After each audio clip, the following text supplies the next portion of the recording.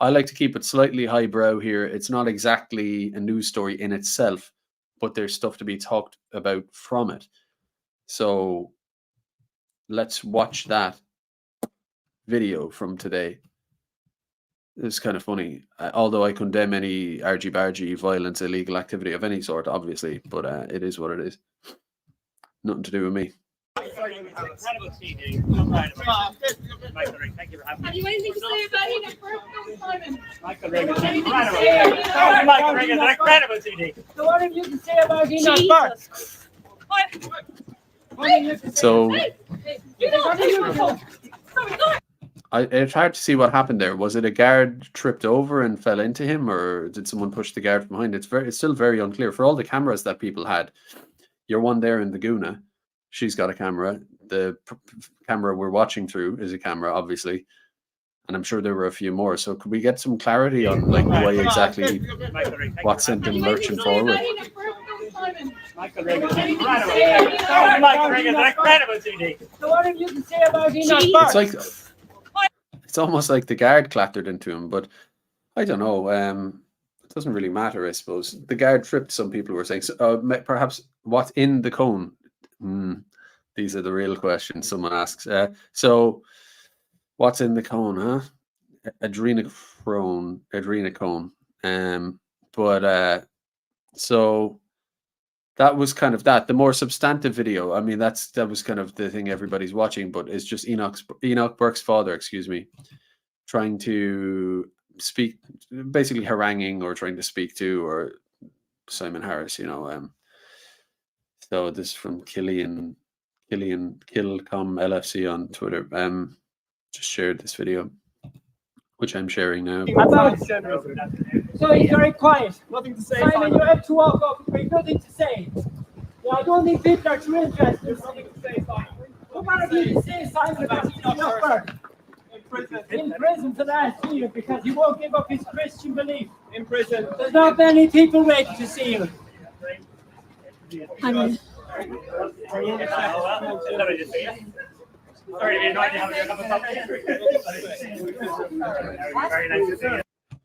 By the way, what do you think of my my tabloid tier Twitter YouTube caption of the video? I forget what it was, but it's not something I'm going to repeat. I was just stuck for time tonight, but yeah, you stay away from the Daily Mail type of headlines. But I thought it worked. Yeah, sorry. How y'all getting on? Thank you so much. Hey, Louise. Hey, Louise. Say about Enoch Burke. Nothing to say. We're all from you today. You're my candle. Thank you.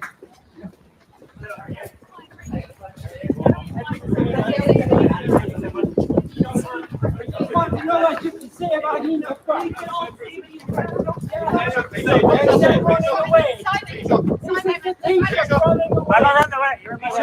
He's running away when he's asked a question. Just watch him how he can run away. This is the Taoiseach of our country. This is the Taoiseach of our country running away. He won't tell me what he thinks about Enoch Burke. Yes. Sorry about this, Running rude away. man. Running away. This is the Taoiseach of our country running away. It's a new day. He can't answer a question. Did you see that? Harris did the clutch thing, the PR training or whatever to like look like you're a good guy or people like you or whatever. This body language shite. He's trying to keep that going while this fella's shouting at him. I don't know what kind of. If I were him, I would have just said, "Listen, let's just leave here, even if I am on camera." I don't understand what the point is of trying to maintain the facade while a man is shouting at you as if that's you winning or something. It's obviously surreal to look at. But look, there's this bewildered man walking by and Simon Harris like forces a handshake on him and then does the hand on the side of the guy's arm/shoulder to be like, hey, good man, fair play, or whatever. And you see it here. Why is my sound fucking gone?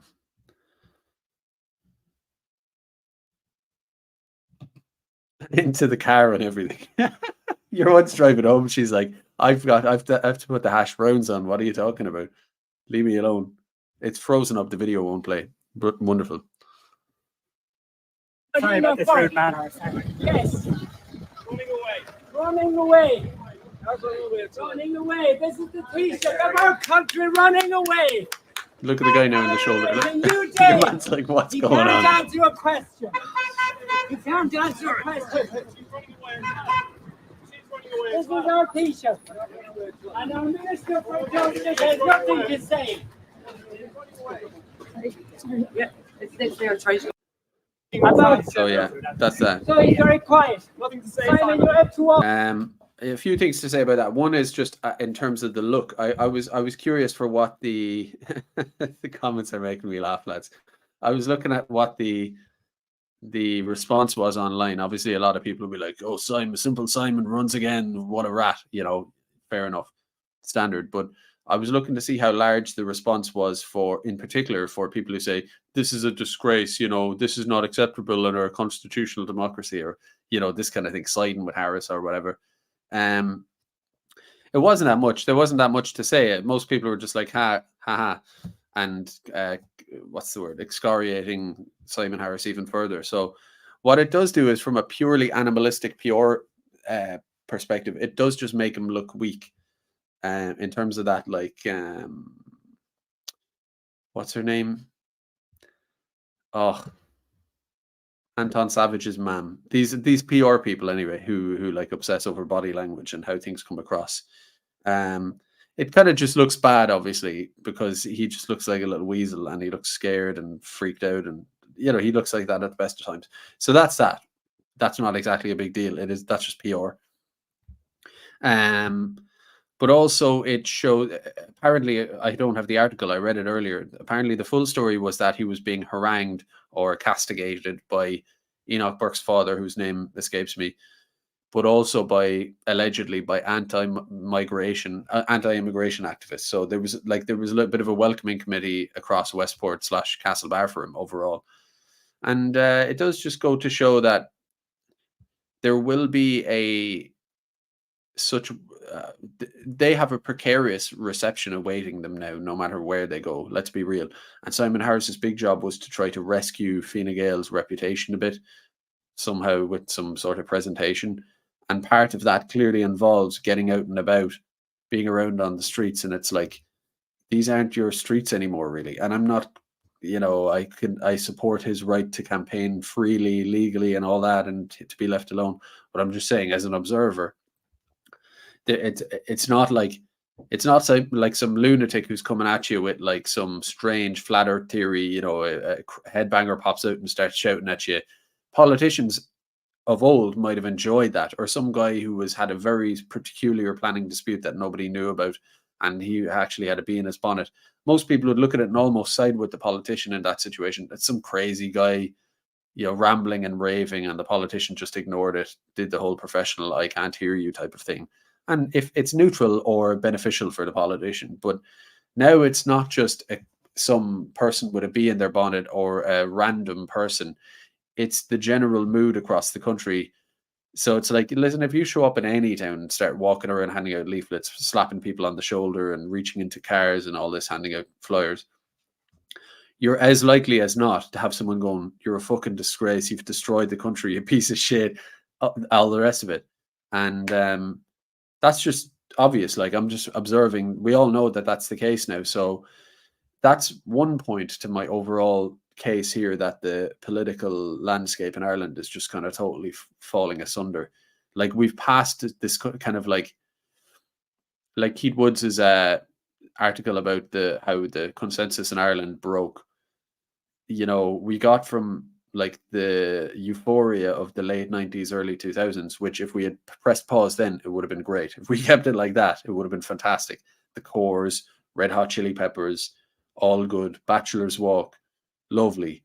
Modernity, you know, coffee shops, double espressos, the whole lot. The odd foreigner here and there. You know, kept it at that even keel. That would have been fine, but we didn't. We went into this like repressive, obscene political landscape, quietly repressive, and then just pumping the country full of migrants, selling out every last thing to Wall Street, to developers, to hedge funds, the rest of it, through the crucible of 2008. onwards, and the lid was kept on that as described, and now it's blown off, and so we're in like it's almost like if you think of Francis Fukuyama's End of History of like the early 90s, this kind of thing everybody always talks about, that kind of idea of like a post-history moment or something. It's almost like a reverse of that is that Ireland's history was put on hold after Good Friday, the Good Friday Agreement, and the troubles in the north easing off, and the rest of it. And so history, it was like it was kind of like an end of history moment in Ireland, actually. To be fair, it is just kind of the same, like almost like an end of history type of thing that was artificially created through repression and media. And now in the last, since I would say since East Wall, which was a culmination of economic factors, the migration thing just getting too obscene, the success of the right wing and online spheres, media and politics and all that, and the rest of it. And it's like East Wall, December 22, I think it was when it all sort of history began again, I think, in Ireland. And I don't know, these political parties since then have just wheeled around as normal, condemning the far right here and there, but overall just carrying on, pretending it's all normal. But it's like when they're out on the streets like this, things like this are happening, and it's not just one guy who has a niche issue of his own. It's ubiquitous. It just does go to say something about the political mood in Ireland, and the fact that, like, you know, you have these incoming sort of right-wing candidates who, if they don't win this time, they'll win next time. There's going to be like the far right are going to get positions sooner or later. But at the same time, you have this like voting rights for all. So we're going to wake up one day and a Ukrainian is going to be who's been here for a year is going to be the councillor for Killarney, etc. It's total chaos. That's just the wheels have flown off altogether. And then the Fianna Fáil, Fine Gael, I'm kind of shooting what I have here a bit early, but like the overall point. But Fianna Fáil, Fine Gael then literally dying off with the boomers for the most part over the next like as we speak, but gradually over the next 20 years kind of thing. It just creates this strange environment where you have like hangovers, like the likes of Simon Harris walking around trying to pretend everything's normal, dangling himself in the car window, clutching his ice cream cone. You know, it's kind of strange. So that's just my point on that for now.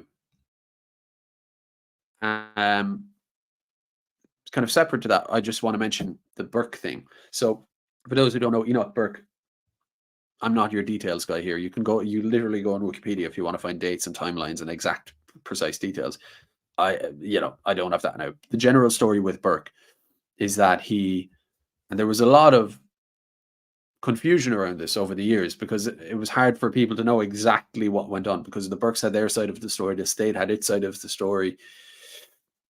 You question both a little bit naturally, so a bit unclear. But the long story short of it is that Burke, who is evangelical, some sort of Protestant-y, religious-y thing, very devoted, very sort of atypical of like the average person, let's say.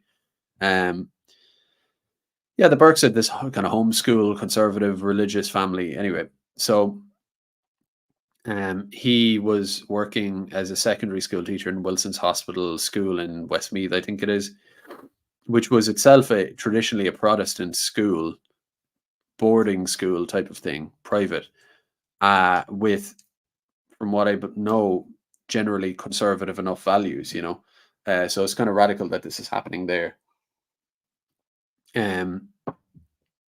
So some kid basically came out and said they were an attack helicopter, different gender, whatever, and so he refused to use their gender pronoun. And again, you get different people saying different things, but the long and short of what actually happened is basically that he refused to go along with the gender pronoun thing, just on principle. Said, I'm not going to call he, she, or I'm not going to call she, him, or whatever. Ultimately, the school sacked him for it. And then he insisted on showing back up to the school because he said, I'm a teacher, I work here, I've done nothing wrong, I'm standing by which is a criticism I have of their rhetoric, but slight detour here. I am critical of the, and I know where they're coming from, because it's like appealing to civil rights. Even his dad says it here. He's gone to jail for his Christian beliefs and the rest of it, right? Now, that may well be true, but it's not exclusively Christian beliefs, is it? I'm sure many of you watching are not Christian, or at least you're not practicing, you're not devout. That's not your guiding principle. It's not that you read into the Bible and you said, oh, it's against my belief as per the Bible, as per the Vatican, whatever. For a lot of you, it won't actually be that. It'll be just the fact that you don't think boys can be girls and girls can be boys, that men can be women and women can be men, males can be females and females can be males, etc. I think a lot of people, probably the majority of people who are skeptical of the trans issue, regardless of religious beliefs, whether they do or don't have them, perhaps their primary reason, if in reality, is just that they don't think it's true. So it'd be like if the Bible said that the sky is blue and someone told you to say it's green, you would be like, well, okay, it is against your Christian beliefs because the Bible says the sky is blue. But also, for someone who isn't religious or even is religious, there's also just the simple fact that the sky is actually blue. And so it's just like, it is actually empirical reality and a basic norm that everybody has had for up until like 5 years ago. So like to say that a man is a man and a woman is a woman would have been literally the equivalent of the sky is blue, the grass is green, up until maybe 5 to 10 years ago, before anyone had even heard of anything to the contrary. So that's one of those things. But anyway, so whether it's his religious Christian beliefs or whether it's just reality being what it is, or his basic conscience of or his view of reality, he refused to call he, she, or she, he, and went to the school, insisted on his job is still intact because what has he done, obviously. And then various arrest warrants were basically put out for him, restraining orders from the school, and he refused to obey them and refused to obey the next thing, followed his conscience and his position through to the logical conclusion, obviously. And ultimately they take him to court, they hold him in contempt, he goes to jail, they offer him chances to purge his contempt based on, and in order to do that, he would effectively have to recant on his whole position back to day one when he's standing in the classroom and refuses to correctly gender whatever it is, this person, this kid. And so he refuses to do all that, which I highly admire. And thus he is to this day still in jail. So it's like we're well over a year later and he's still in jail, and it goes on. And the state refused to just say, hey, just go on off. And I could speak to it, but like, I don't want to get too into it. Like, I'm such a fan. And again, like, even rhetorically, I disagree with where the Burks are coming from. Their approach, I don't think is that effective. I'm in the game of maximize the message, do all this kind of stuff. That's kind of some of what I do, right? And I'm looking at it from an objective professional point of view and being like, the message speaks for itself and you're very committed and you're doing a good job, but like, there would be better ways to appeal to the general public without isolating it to a Christian belief or isolating it to whatever. Most people actually don't believe a boy can be a girl and a girl can be a boy. So like, why not just appeal straight into that? Whether someone's Christian or not, that Christian or not can be there. They can add that on themselves. But why not make the message as general and open as possible to the maximum amount of people? That'd be something I would suggest. But because ultimately, and also the Burks work in law and are very respectable, very upstanding. And so I think they have had this idea over the past few years that if they could just find the right passage of law, the right line, convince the right judge that they're in the right and the law is actually on their side, their religious rights are to be protected. If they could just win the argument in a nice fancy court, right, that a sensible judge would say, oh yeah, you're right, you're actually factually right about the law, about the morality of the whole thing and all that, so I'll throw it out. Not understanding that the battle that they are fighting is a purely political one. It's got nothing to do with courts. No court, banged the gavel one day and said, "Oh, suddenly boys can be girls and girls can be boys, and that's the law of the land," or "That's why we fund NGOs to tens of millions. That's why we integrate it into schools, the workplace, the HR, the this, the that, the other." That had nothing to do with courts. It didn't come from courts. Courts aren't going to save you. The courts are down the stream from the political. I don't mean political like Dáil Éireann type of stuff. I mean the deep, true political power struggle between regimes, corporate interests, various ethnic interests, and all that kind of stuff. The hegemony of America over Ireland, that kind of ideology that comes from the people that run America, the rest of it. That's it's all just been brought down on you from like a UFO almost type of thing.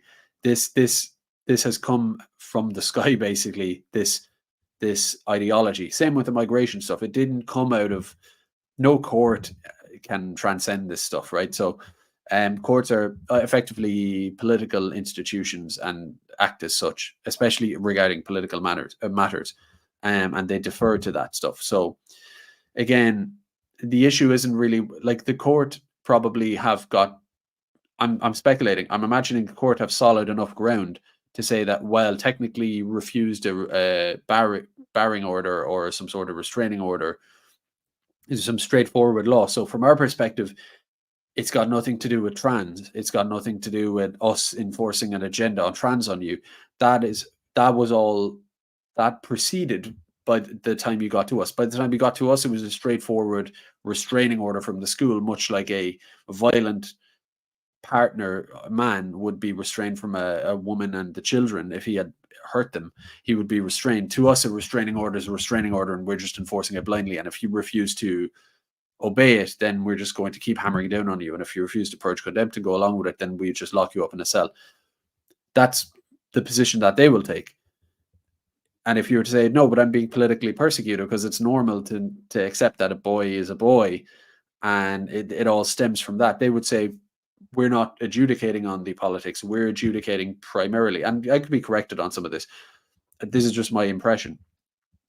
I imagine that the politicization, persecution of it tracks back to the school. So the school say, oh, well, we're operating under, and you could talk to someone like Janet London on this, she'd know all the details, but well, we have this educational charter for Ireland. It came from the Department of Education and these 10 different NGOs, and it was effectively signed into law or like operational policy within all schools that you must be sensitive to identities and this, that, and the other. And we've just decided that was implemented at some point 6 years ago, and nobody knew about it. It just happened, or in a series of little actions. And now it's effectively become illegal to say that you don't think a boy is a girl and a girl is a boy. So that the root of the issue is within the politics, the governance of the whole situation. Before you actually get to courts and technicalities of law, perhaps the courts are just going to follow from that. And then on top of that, of course, the courts will actually be actively rigged against you because they are political. The judges defer to the political hegemony within the country. They know that he's an enemy of the state and will act as such. That's just how it works. Anyone who thinks that the courts are some sort of elder council of elves who just prescribe the law as it is from the book equally among all people. I mean, if you think that, then you need to give your head a massive wobble. Obviously, it's not a cliche to say that courts are part of the system and act accordingly. It's a cliche. Or it is a cliche. It's a cliche because it's true. So the thing is, that's just my view on the Burke thing a little bit. But also the judges are cut from the same cloth. The elites, the traitors, any judge who was coming up through the system who had real integrity and would make rulings along the way that displeased the political hegemony in Ireland at the wrong moment, but they just said, no, I think this is the right thing to do based on what I see in front of me. If they were doing that along the way from day one, from when they were little nippers of judges, right, at the early days, college, getting out of college, qualifying, whatever it is, if they had done that, they wouldn't be in the High Court, the Supreme Court. They wouldn't be up in the bigger positions. They would have been filtered out. They would have been either just totally kept down and kept where they are at the most basic level where it's like, you know, they could deal with parking tickets. The people who get to the top are the people who play ball along the way when it matters. And so it's sort of in a Darwinian sense, it's selected for by the time you get into the higher echelons a little bit of just the various courts. But so that's just my view on that. But what got me about it is that from what I've seen is that the Burkes, I don't know all their names at all, but that when they make spectacles outside courts and all of that, it's usually the kids, Simeon, the girl, the other guys, whatever, they'll do it. And then the mom is very, I have a lot of respect for the mom. She seems like the real fighter within the family. That's the impression I get. I get the impression that a lot of the zeal comes from her, you know, and she has that going on, but she'll do that too. But I haven't really seen the dad. From what I know, the dad is more along the lines of a background type of guy, just does his thing quietly, you know. So when I saw the dad exasperated like this, it kind of broke the heart a little bit, because I think what it tells me speculatively is that maybe it's starting to get to them. So, you know, Burke said very commendably in court a few years ago that I'd rather be in jail every day, every year for the next 100 years than effectively bend the knee to this bullshit.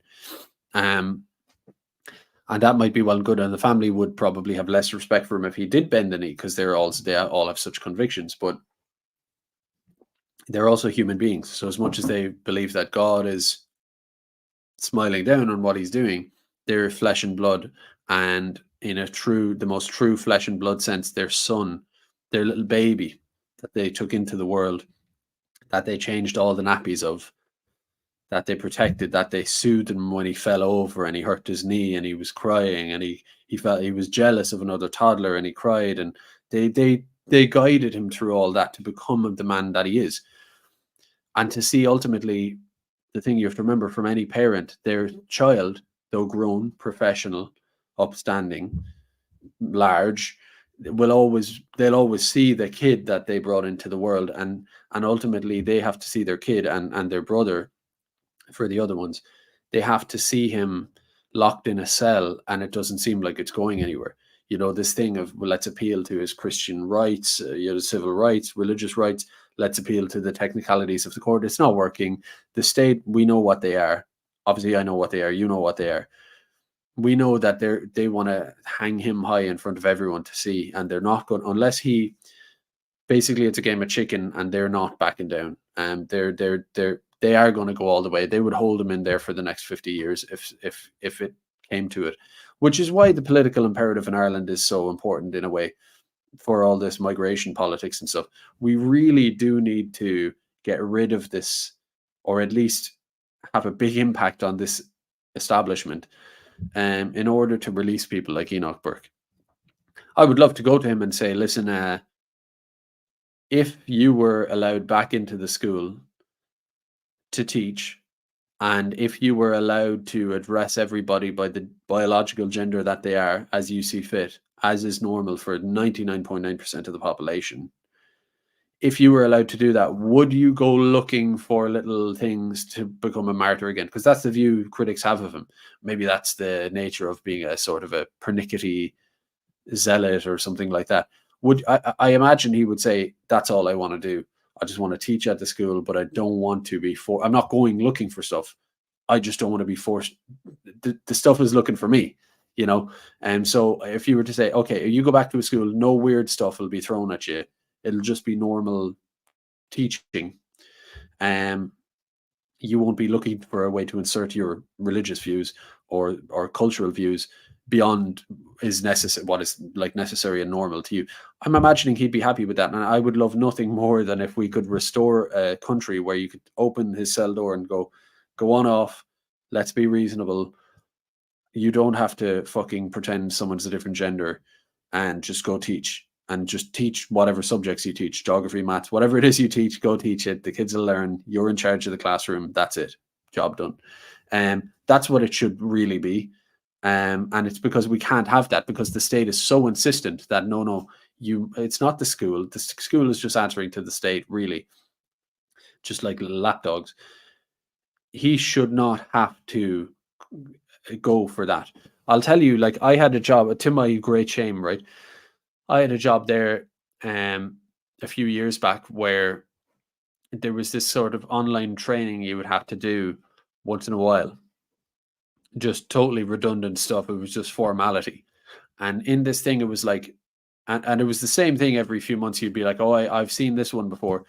And it would be like a little, like A or B type of thing. So there would be, it was for political correctness. So it would be Native American versus Indian, he, she versus they, them, these kind of options. And you obviously could tell straight away, okay, that's the politically correct one, that's the politically incorrect one.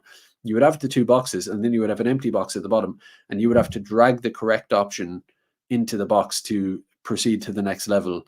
It would take just a couple of minutes. You get it done, signed off on, you get back to your whatever. It's done. And it was just one of those things you had to do. And all these other lads there would do it, and I would do it. Just get it over and done with. I just want to go home. And I would do it. I would just go, this is just some silly, obviously I don't believe this. None of the other people believe this, but it's just one of these hoops they get you to just jump through, and you do it. And, in a sense, to my shame, I was just like every other one of you watching now who's been involved in any HR exercise, you just do it, right? But there's a reason they do that as well. They didn't have us in there doing that because it was necessary to the function of the role of the job or any of that.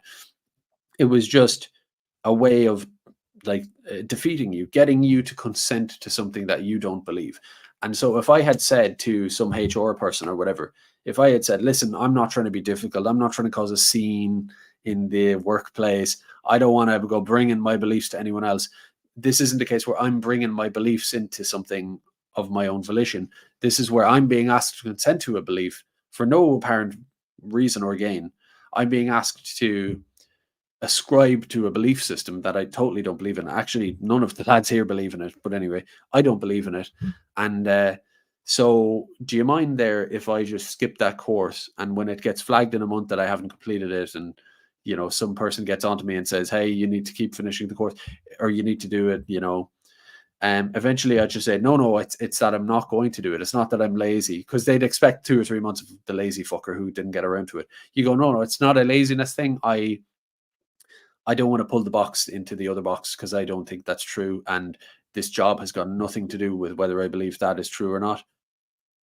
So I'd rather not do it. Like, why am I being brought into some sort of political or ideological consent mechanism when it really has nothing to do with the job at hand?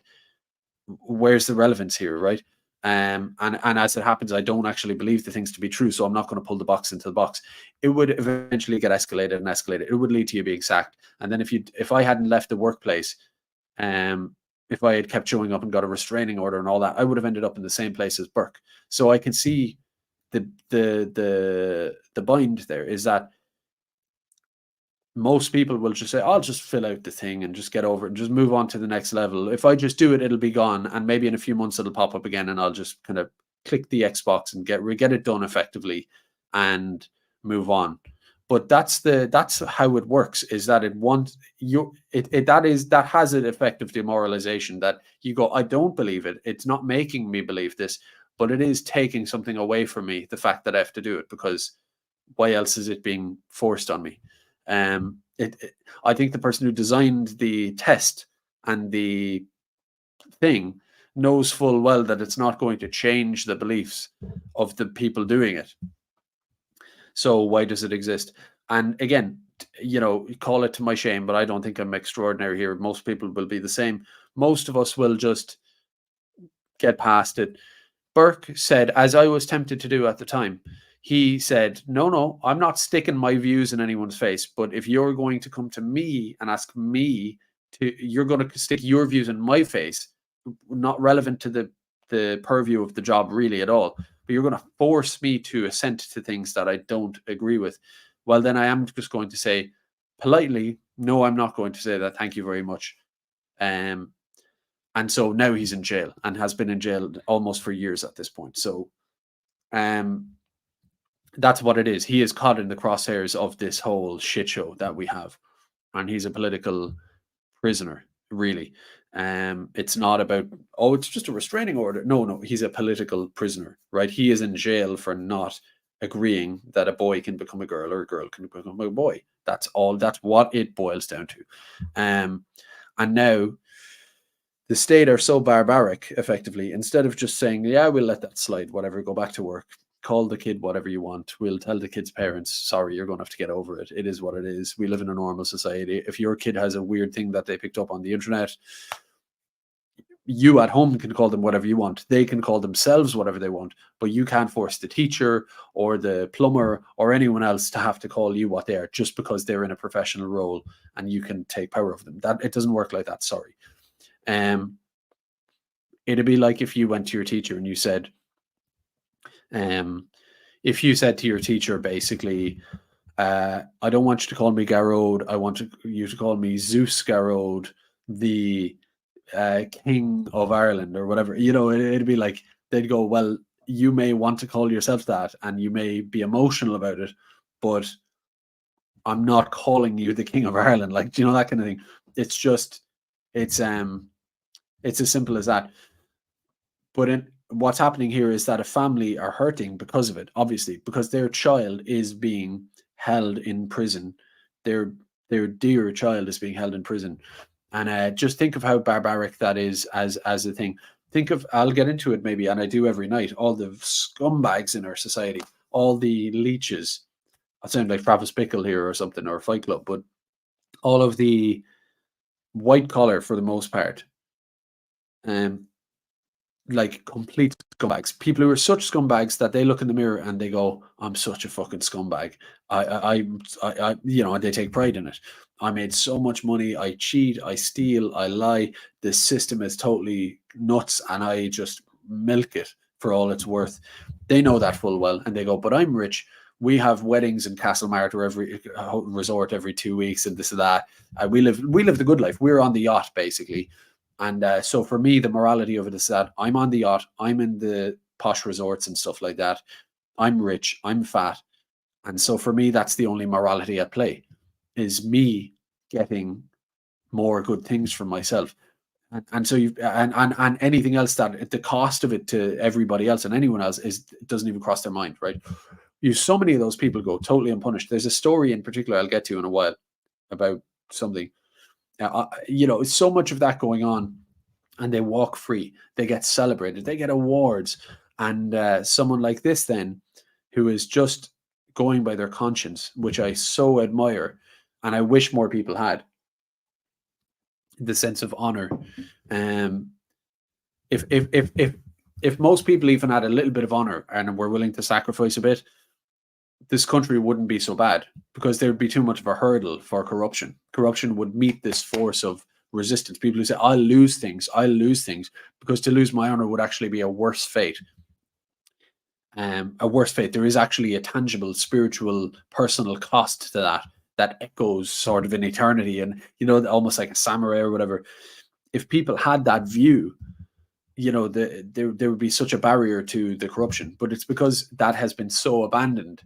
We are where we are, and to see someone like Enoch Burke on his own go out like this is amazing. But it's a big cost to his family, and that'll take me to the next story, which is Sam Mealy in England.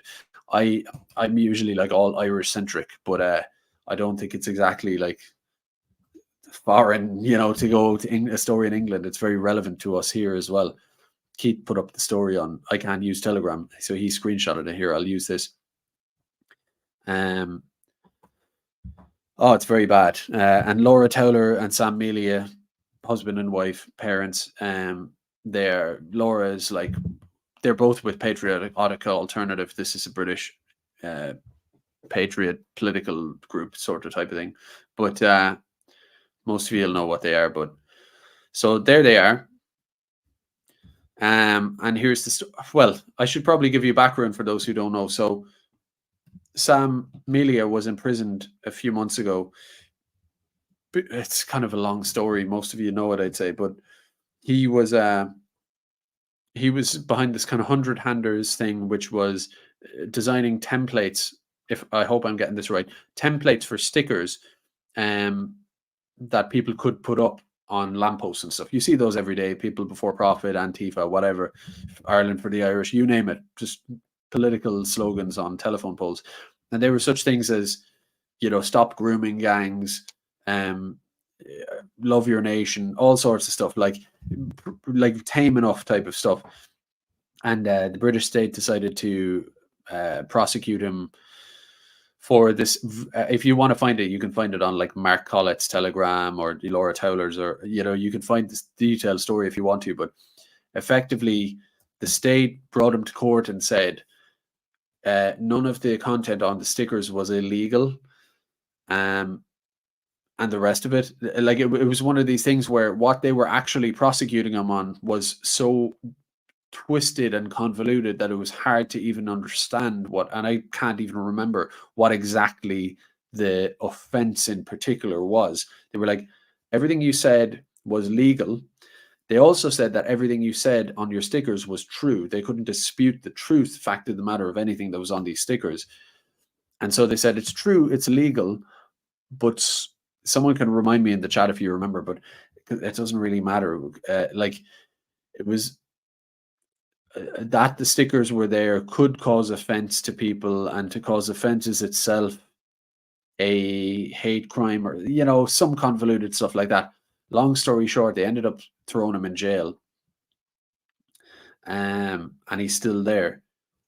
But the reason I'm not getting deeply into the origin of it is because that it's kind of, that's in the past a little bit. The fact is, he's in jail for it now. The long story short is that he's a political prisoner. He didn't obviously do anything wrong. In reality, technically, maybe they got him on a crime that nobody seems to know exactly how it's a crime, but it's obviously just political persecution, right? There are the grooming gangs who like raped like underage girls and all this, who went to jail for like similar sentences. You know, it's crazy, it's nuts, right? But this is the most recent thing they've done to him. So up until now, he's been in prison, transferred from one prison to the other, but by reports from Laura, he's had little jobs. He's been in there just serving out his time, being a good lad, trying to get good brownie points so that to secure early release. And under the circumstances, everything seemed to be okay so far. It's just served the sentence, get out. And then out of nowhere, this happens. So I'll read from Laura Towler directly. She says, "Hi folks, if you've checked the Patriotic Alternative website today, you will have learned that my husband, political prisoner Sam Melia, has been banned by the state and HMP Hull from having any contact with his children while in prison. Not only this, but he is not allowed any photographs of our children, and I'm not even allowed to mention them when I speak with him. After serving 3 months of his sentence already and having full contact, including visits with our 2-year-old and 1-month-old daughters, they have now decided that Sam is a person posing risk to children, PPRC, because of Sam's, quote, racist posters, insignia and literature, and, quote, racist and offensive attitudes." So I think you can all see there that the moral of the story is that out of nowhere, with no basis on it, Laura detailed this on a post herself, that even if you granted all their premise, his racist insignias and the rest of it, he's in prison. He doesn't have any racist insignias. He is a prisoner. Everything he wears and eats and drinks and holds is a property of the prison. He's a prisoner. So there is no logic at all towards it. And they've put them in a position where they say, well, now you can appeal this person posing a risk to children status, and it could be this long drawn out thing where they may or may not grant it. There was an aspect of this that I thought was particularly bad. So I'll put the screen back up. They said this is directly from the authorities. They did it sort of out of nowhere, and he didn't even really know about it. Again, this is, so they just press a button and this happens, and you go, what's happened? And they go, oh, you know, ask someone else. Like, what a bizarre tyranny. But when they were finally asked and they had to say something, they said, this is a result of his offending behavior, and it does not state that he poses a direct risk of serious harm to children, but by the children being exposed to posters, insignia, literature, and attitudes assessed as racist and offensive. So they're like, we're not saying he's a risk to children at all. We're just saying something about insert posters, insert the word racism, even though he couldn't have any posters. And my view, well, it's not my view, it's the obvious reality, is that they're basically saying you were persecuted and imprisoned effectively for no crime, and the reality of why he's in jail is, like, if you strip away all the bullshit, they basically came to him and they said, it's really got nothing to do with stickers, what's on the stickers, how true it is, how legal it is. That's all inconsequential. They put him in jail for saying you're racist. And what racist means is that you don't want infinity immigration into your country. You believe that your nation state is based on sort of like an ethno-cultural majority bloc, people who've been here for centuries, founding people of a state, which is so normal in China, so normal in most countries in the world, Africa, you name it, so normal in most countries in the world as to be redundant to say, right? But in Britain, because they have this strange ideology of multiculturalism and equality and all of this, for you to rebuke that and say, no, I don't think we should be made a minority in our country, and I don't think we should have a two-tier legal and social status applied to us where British people can be racist, but apparently foreigners or non-white people can't be racist. You know, no matter what they do, it's not racist. This kind of stuff, you all know the crack, but effectively he verbally and politically dissented against that ideology of the state from ultimately a powerless position. Him and Laura, two normal people with a small little organization, but that's not enough. They have to persecute him. And so they say, we're going to come up with this completely convoluted logic as to how you committed a crime. Then we're going to throw you in jail. Now, when he was thrown in jail, his second child, daughter, turns out to be, his second daughter was due to be born like a few weeks after, or maybe a month or so after, he was put in prison. So they knowingly, and they could have sentenced him, they could have said, we'll suspend the sentence or anything.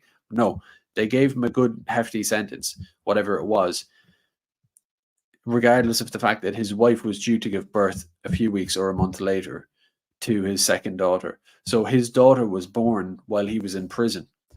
And worse than that is that he's got a 2-year-old daughter, a 2-and-a-bit-year-old daughter, who is old enough to know that where's daddy, right?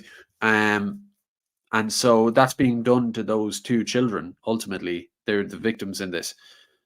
For no reason. He didn't go out and beat someone up. He didn't defraud someone of money. He didn't smash someone's windows in. Like the classic version of what most of us consider a crime or a wrongdoing. He didn't do any of that.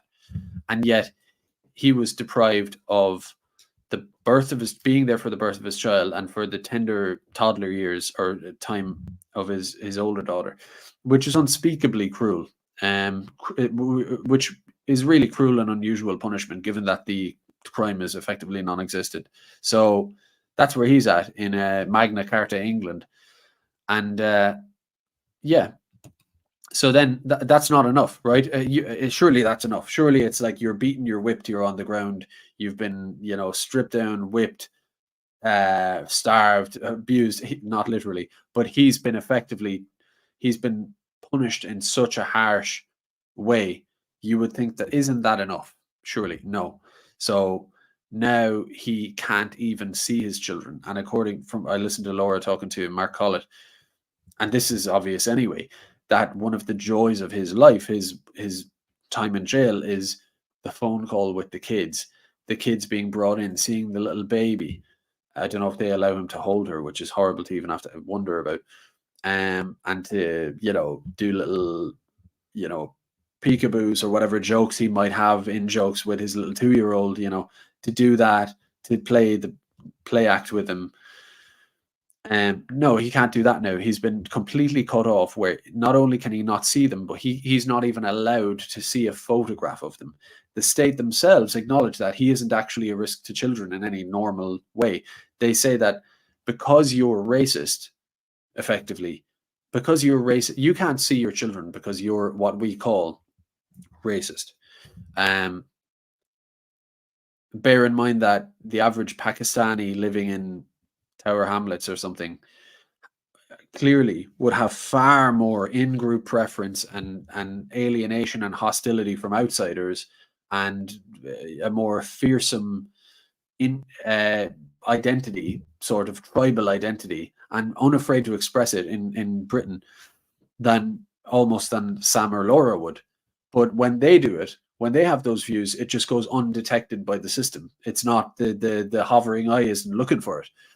But when your crime is that you have an in-group preference or an in-group solidarity, but you happen to be a native of England.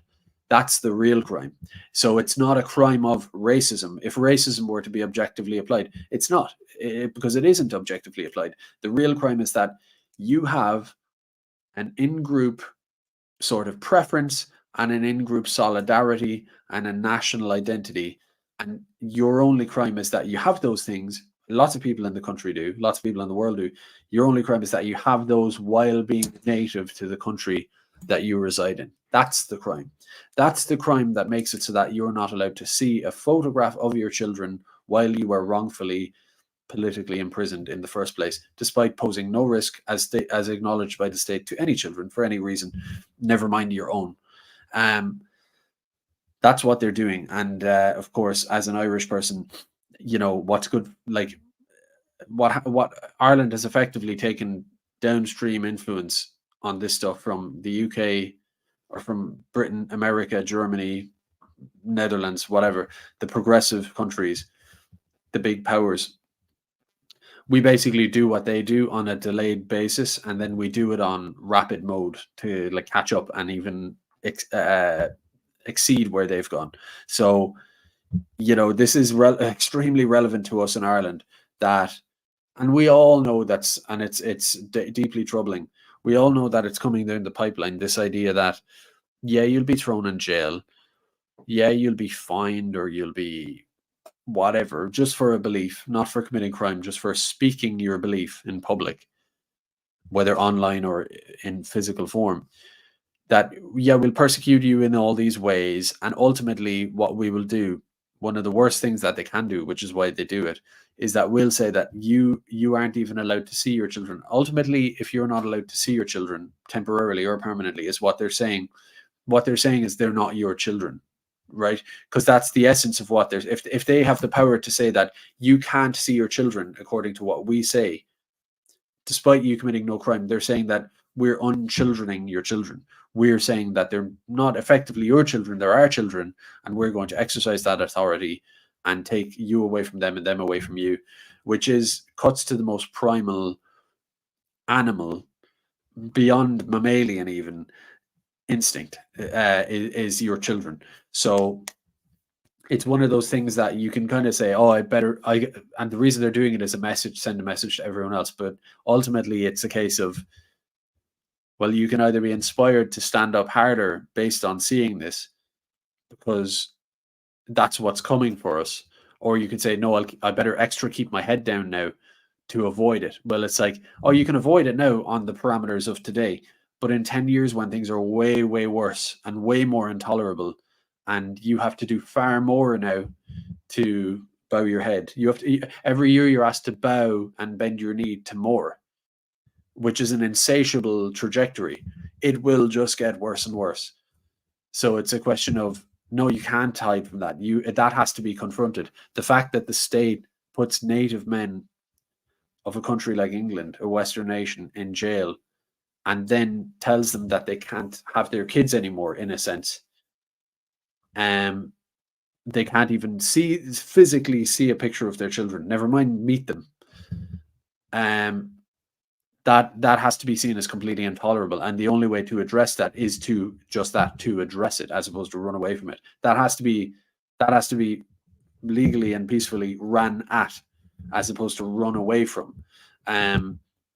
Because you might think, oh well, I'll duck out of it, I'll get away with it. Well, your children are just going to be worse off, and they'll be deprived of their children if they don't get down on their knees and kiss the shoes of the preferred minority or the preferred political class. If they don't do something bizarrely extreme, even for current standards, if they don't do that, then they won't be able to see their children. You know, at what point do you say, no, this is just intolerable, it's not a matter of hiding away from it? and the trajectory is clear. It's not like, oh well, if you would just not put stickers up saying love your nation and just quietly accept it. You don't have to be genuflecting, but you just quietly accept it. That'll be enough. It's enough now. In 5-10 years, it won't be enough. You'll have to do more. So, oh, someone says sound is dodgy. I'm just going to check it out there, but yeah, nobody else seems to be giving out. Keep me posted if it gets too funny, but that's what it's at. And I see the connection there between Enoch Burke and Sam Melia. It's beyond infuriating to see that news come down the old pipeline there. But I wish him well. I've lost count. It's like a 2.5-year-old and like a 9-month-old almost. So close enough, very close. I remember having my firstborn, my wife having my firstborn, and Laura was like a month or so after. I remember that. So it's basically I've had my kids around the same time as they've had theirs, more or less. So it hits home. And I know, of course, some NGO stalker or whatever watching this will think, oh yeah, that's his weak point. I target his children. Yeah, I mean, they know that already. I'm not showing my underbelly to say that. It's not going to stop me from speaking. You know, but that's like these people are sadists. And they are looking at this rebel movement, this kind of dissident movement in the West, in Ireland, let's say, and they're looking at the people involved in it and thinking, how can we hurt them? And they'll do it to Enoch Burke, but they'll do it to the rest of us too. So it is sort of, there's a bit of zero sum to this going on. You know, I wish it was more reasonable. I wish they were like, we're not going to put your kids in, we're not going to take your kids away. We're not going to do cruel and unusual punishment. We might put you in jail for stints for hate speech. And we'll also have some debates with you on the fringes, and we'll tussle around like that and see where it ends up. I'd be like, I'll take that level of like what is itself extreme persecution, but they're thinking, oh no, well, if they're willing to walk, if the dissidents are willing to walk through that, we'll turn up the volume. We'll go, I believe that they would do anything, things I dare not even speak of. But that's all the more reason to the fact that they're willing to do that, to implement their policies without opposition, is all the more reason to oppose them and to unify. That's the great thing we have in England have in Ireland that they don't really have in England for whatever reason. We have a mass solidarity in general, but also in the dissident movement, like mass people power. We have a lot going on there, so I think it would be harder for them to achieve over here than it would over there. But anyway, that's it. So it's, you know, this, you know, Burke's dad has had his child snatched away from him, and so has Sam Melia ultimately. So that's the level they're willing to go down to, the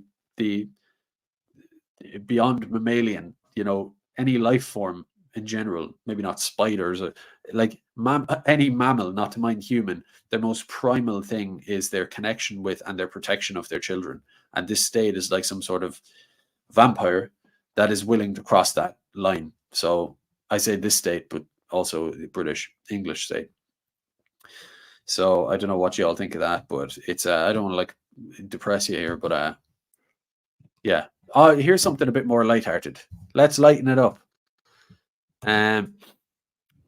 It is related to like so that was the detour on the political persecution and breaking families apart and doing things that are unspeakably primally wrong. Excuse me. Back to the idea of the political, like you saw with Simon Harrison in Mayo, that the idea that the political sort of establishment of like Fianna Fáil, Fine Gael, and to some extent Sinn Féin, as this sort of like political bloc that's got this sort of endless viability. It's just going to be viable like past the boomers, and because they do have the boomer voting bloc a bit, and they also have the people who are very well off and happy with the status quo voter bloc. But that is going to start to fragment and sort of it's not going to go away, but it's going to become increasingly incoherent, right? Is what it'll be in all sorts of directions. And here's one example of it. So this is a two Fine Gael young fellas calling to someone's door, and just listen to what they say. Most of you have probably seen it. Lads, for fuck's sake, you for real? Keep the country around. I know it's not great. It's not great. It's kind of quiet, isn't it? Yeah, I've seen a lot of stuff, but I found this was. I thought this one was proper surreal. For real? Keep the country around. I know it's not great. It's not great. It's fucking brutal. Keep the country fucking round. What's your stance on illegal immigration? Oh, Illegal, unvetted men coming into this country by the thousands. Fucking thousands of them. Yeah, like, it is absolutely disgraceful. Like, the problem is, like, even when I was saying it to John, like, he would even try to say it's senior politics, they just ignore kind of the lower But why wouldn't you get away from Fine Gael then and go? Yeah, I know. See, like, what we're kind of liking what we're trying to do, kind of more around just the local area. I suppose it's at a local level.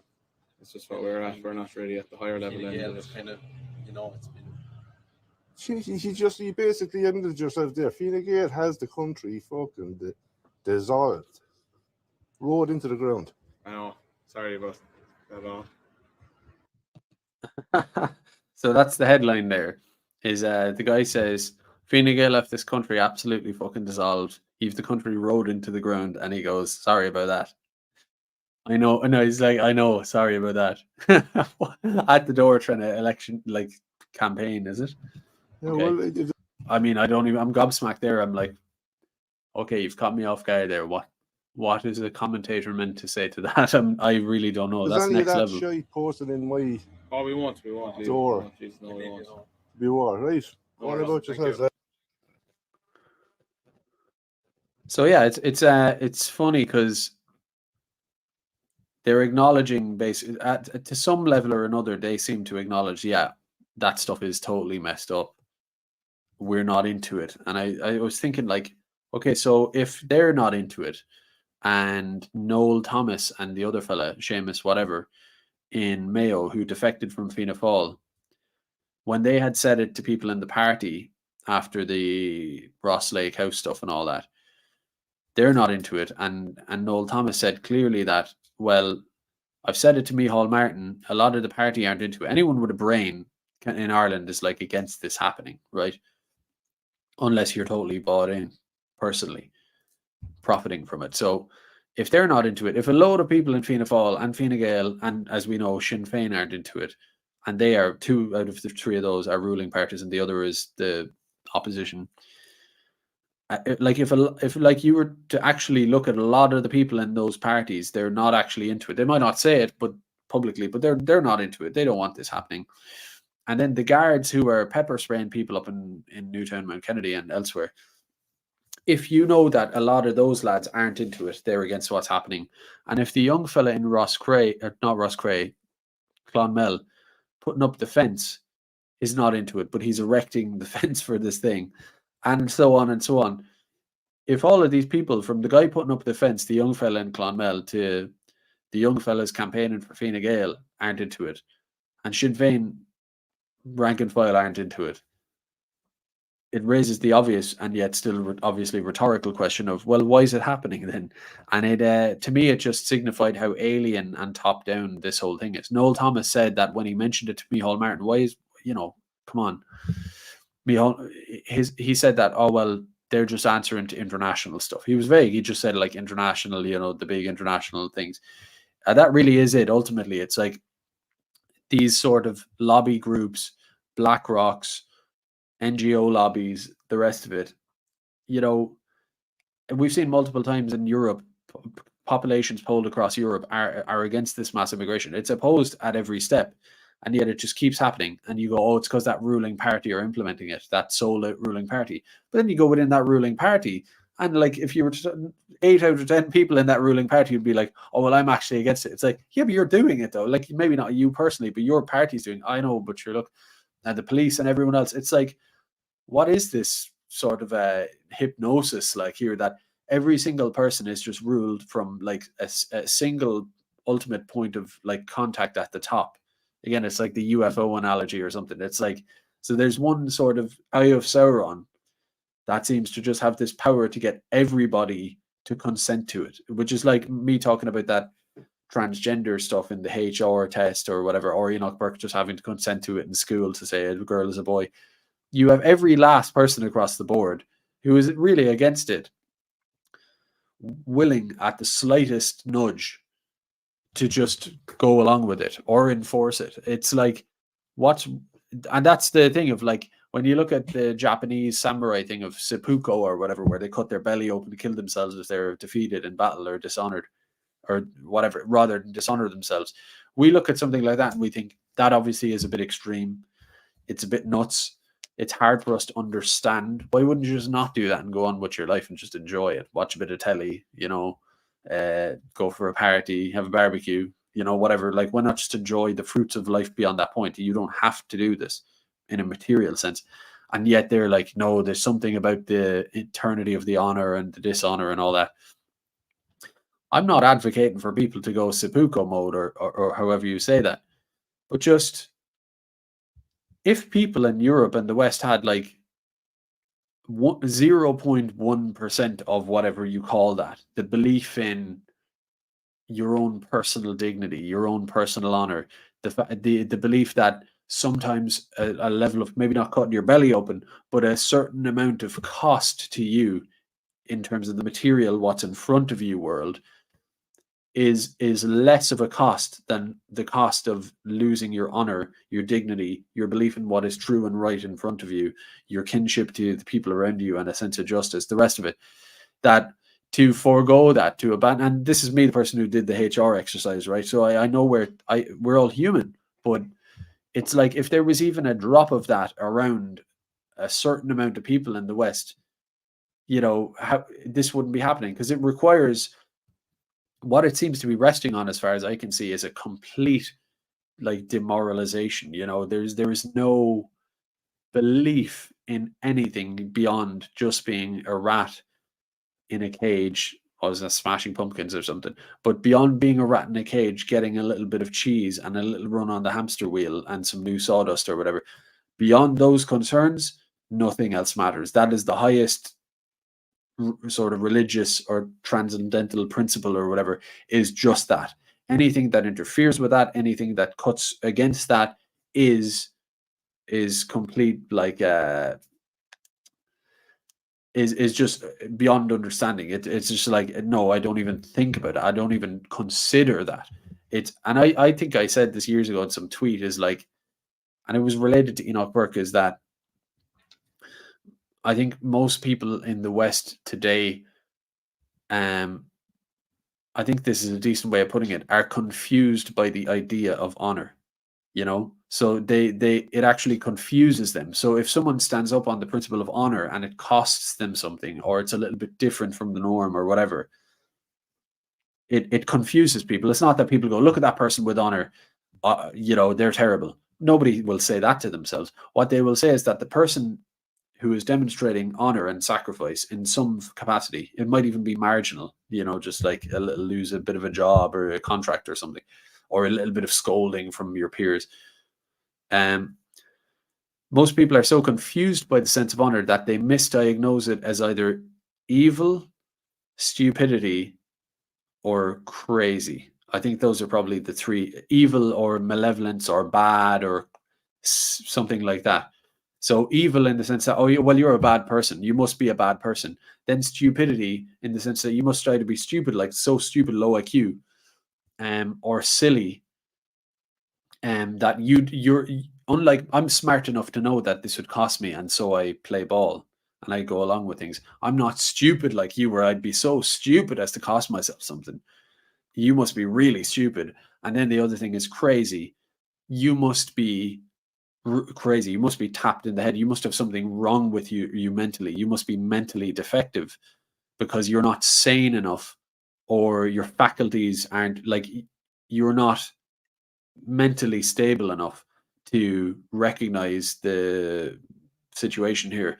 And only someone who is insane a lunatic, like the way you could see a lunatic jump off a bridge or smash their head against a wall or something, you would go, that person's obviously crazy, because why would you just smash your head against the wall? You must be crazy. And so people, when they see acts of honor and sacrifice, they transmute it into either malevolence, evil, bad, stupid, like so stupid you didn't even recognize it, or so crazy you didn't recognize it. And so back to my sort of thing about this, which is that what they honor confuses them. It actually, honor and sacrifice confuses the average person. They don't understand it. Or it'd be different if someone said that person acted on their own personal honor, which I may or may not agree with, but they acted on it, they stuck to it, and they lost something for it, and they knew they were going to lose something. They knew all the stakes at play, and they did it anyway. It'd be one thing if someone said, he's going to do that, I'm not going to. I'm going to weigh it up differently. But what I do recognize is that he took a decision based on his own honor and was willing to do the sacrifice. And that in itself has some value. I disagree with his what he was standing on.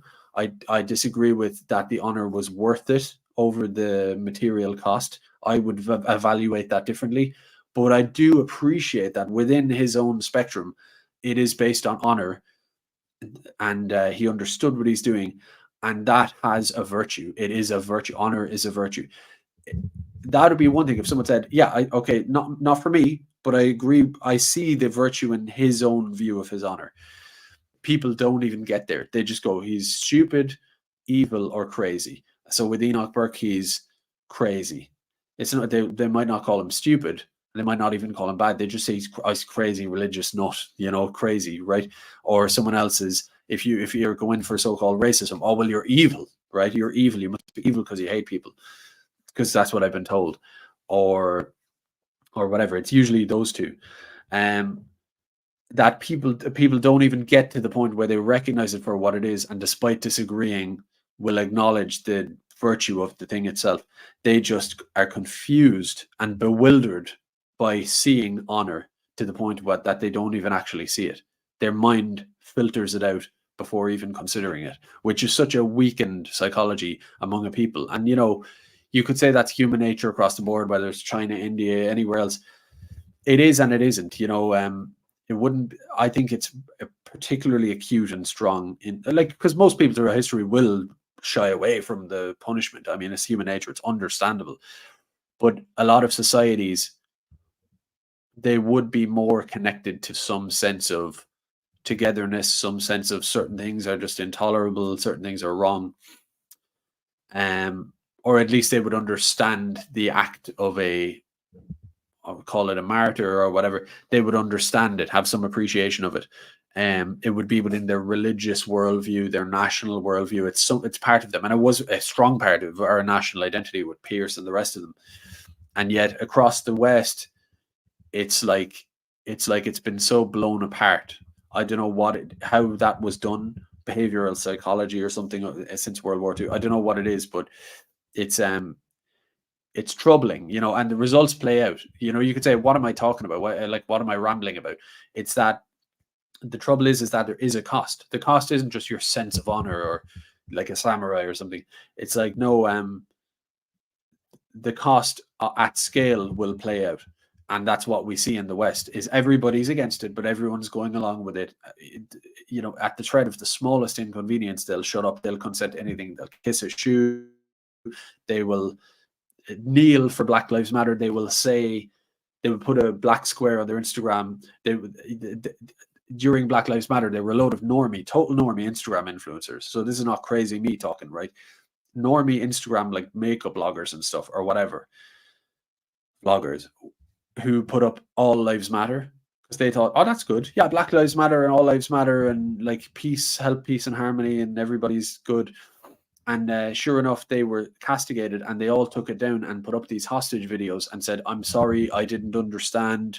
You can find this if you look for it. I'm sorry, I didn't understand, but I have educated myself better. I am now looking into more courses and I am listening to these voices and I now understand. I please ask for your forgiveness. And they'd put up the black square and all this kind of stuff. That, or you saw it with COVID too.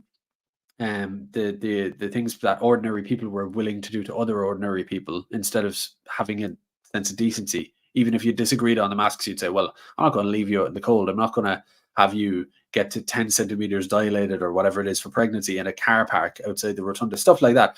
My basic human dignity, that wouldn't have happened in the 80s in Ireland. That wouldn't have happened in the 70s. People would have said, fuck the government, fuck that. I do think you should wear a mask, but I'm not going to let you. I respect the fact that you're willing to endure the car park. I respect the fact that you're willing to endure instead of consent to it, even though I think you should. But on that basis alone, on the virtue of your commitment and your honor, I'm willing to backstep and say, fair enough. That is what your honor, your commitment is worth something. I'll back up on mine. But no, people are so zonked out like that. Where else did you see it? Even now with the guards and with all these people working, you will end up with people basically pepper spraying, beating, and ultimately killing their own people. Even though they agree with their own people, they'll do it because they are so without honor, so without the willingness to maybe lose something, that people will turn into animals effectively.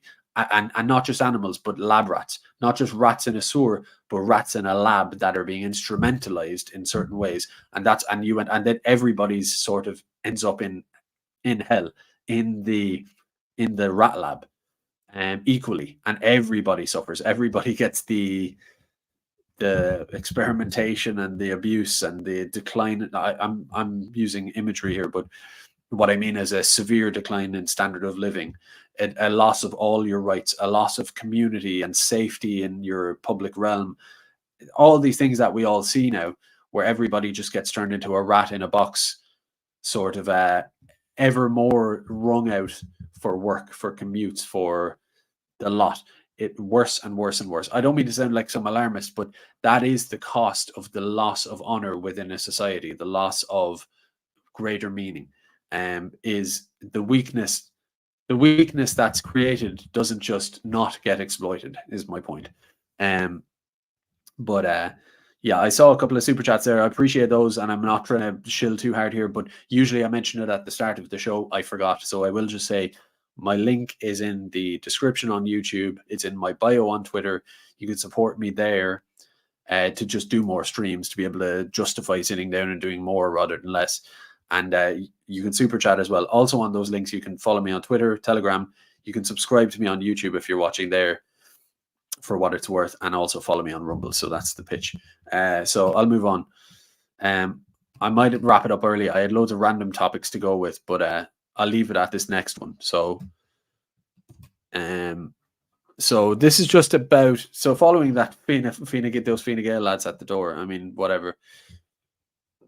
We have here more polls. The polls go up and down, but what we see is Sinn Féin are down 7 in a month, according to this poll. I think it's got a sub 3% margin of error, so it's kind of in line with the trend we've seen, that Sinn Féin are basically tanking. And what you also have is, where's this one now? Different polls. So independents and others are up to 23%. So the biggest party in the country, in a sense, are independents and others. And I saw Conor Fitzgerald on Twitter, good account. He does like Substack and Unheard and all that kind of stuff. But he was like, the political representation and the parties are so out of touch in Ireland that the largest party is basically no party, really. You would think some party would come along, or like let's say, ideally Sinn Féin, because this is the Sinn Féin conundrum, is that had they courted that entire block, so they're at 22% now, right, of the vote, let's say, right? And there's 23% who are sitting there idle, who just want someone to vote for, as in not idle, but rudderless a bit. They're voting for independence and the like. Now, the argument is that, well, Sinn Féin had to court the liberal progressive class of like the cities, college students, millennials, that kind of thing. But of course, let's say Sinn Féin did that.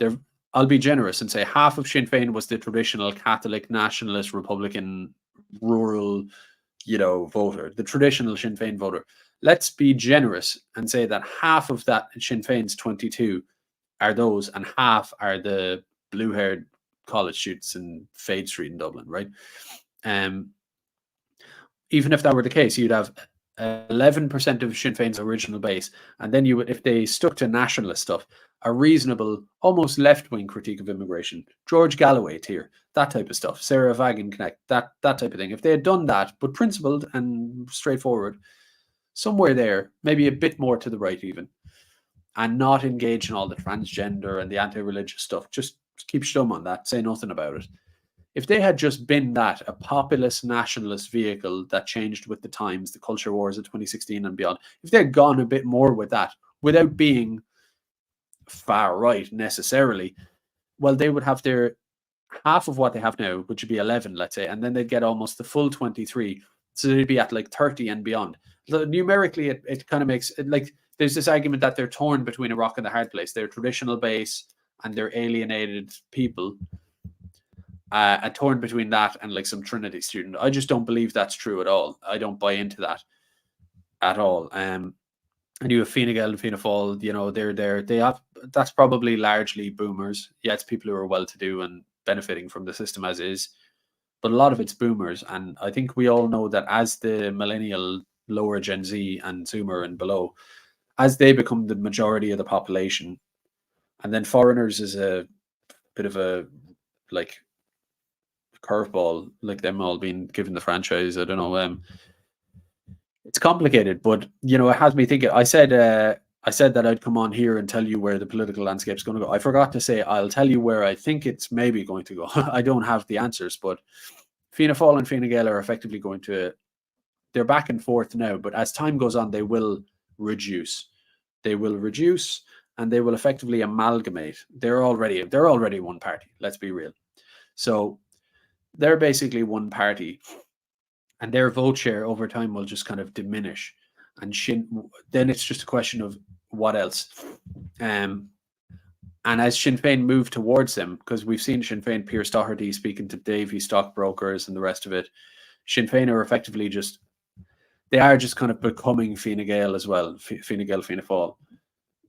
I think I'm being realistic there. It's different people, so there's wars for power going on within that, because it is a different cadre of people. But politically speaking, they will become the same thing, and over time, all of that, I believe, because Sinn Féin will do this little pivot to the right or whatever for effect, but they're not going to. They are too captured. They're too captured. That's the word, right? So my view is that Sinn Féin are irredeemable, basically, and they and Fine Gael and Fianna Fáil will all just kind of, in some gradual fashion, meld into this one big establishment party type of thing. It's a pity. I do wish Sinn Féin had been. I think they could have taken the entire Dáil had they played their cards right, had some integrity, and they would be this majority party that attracts people from the left, people from the right, new people from the all sorts of stuff, and they take it a sort of a Galloway type approach, basically appeasing both sides, but not just rhetorically, genuinely, and a party that people can believe in, that they stick to what they say, and that which they obviously haven't done. They've flip-flopped around, and that's their issue. The flip-flopping at this point only kind of hurts them more. I think they're kind of lost. But yeah, all of that will amalgamate in, and they might still remain different parties, but they'll all be that side of politics, right?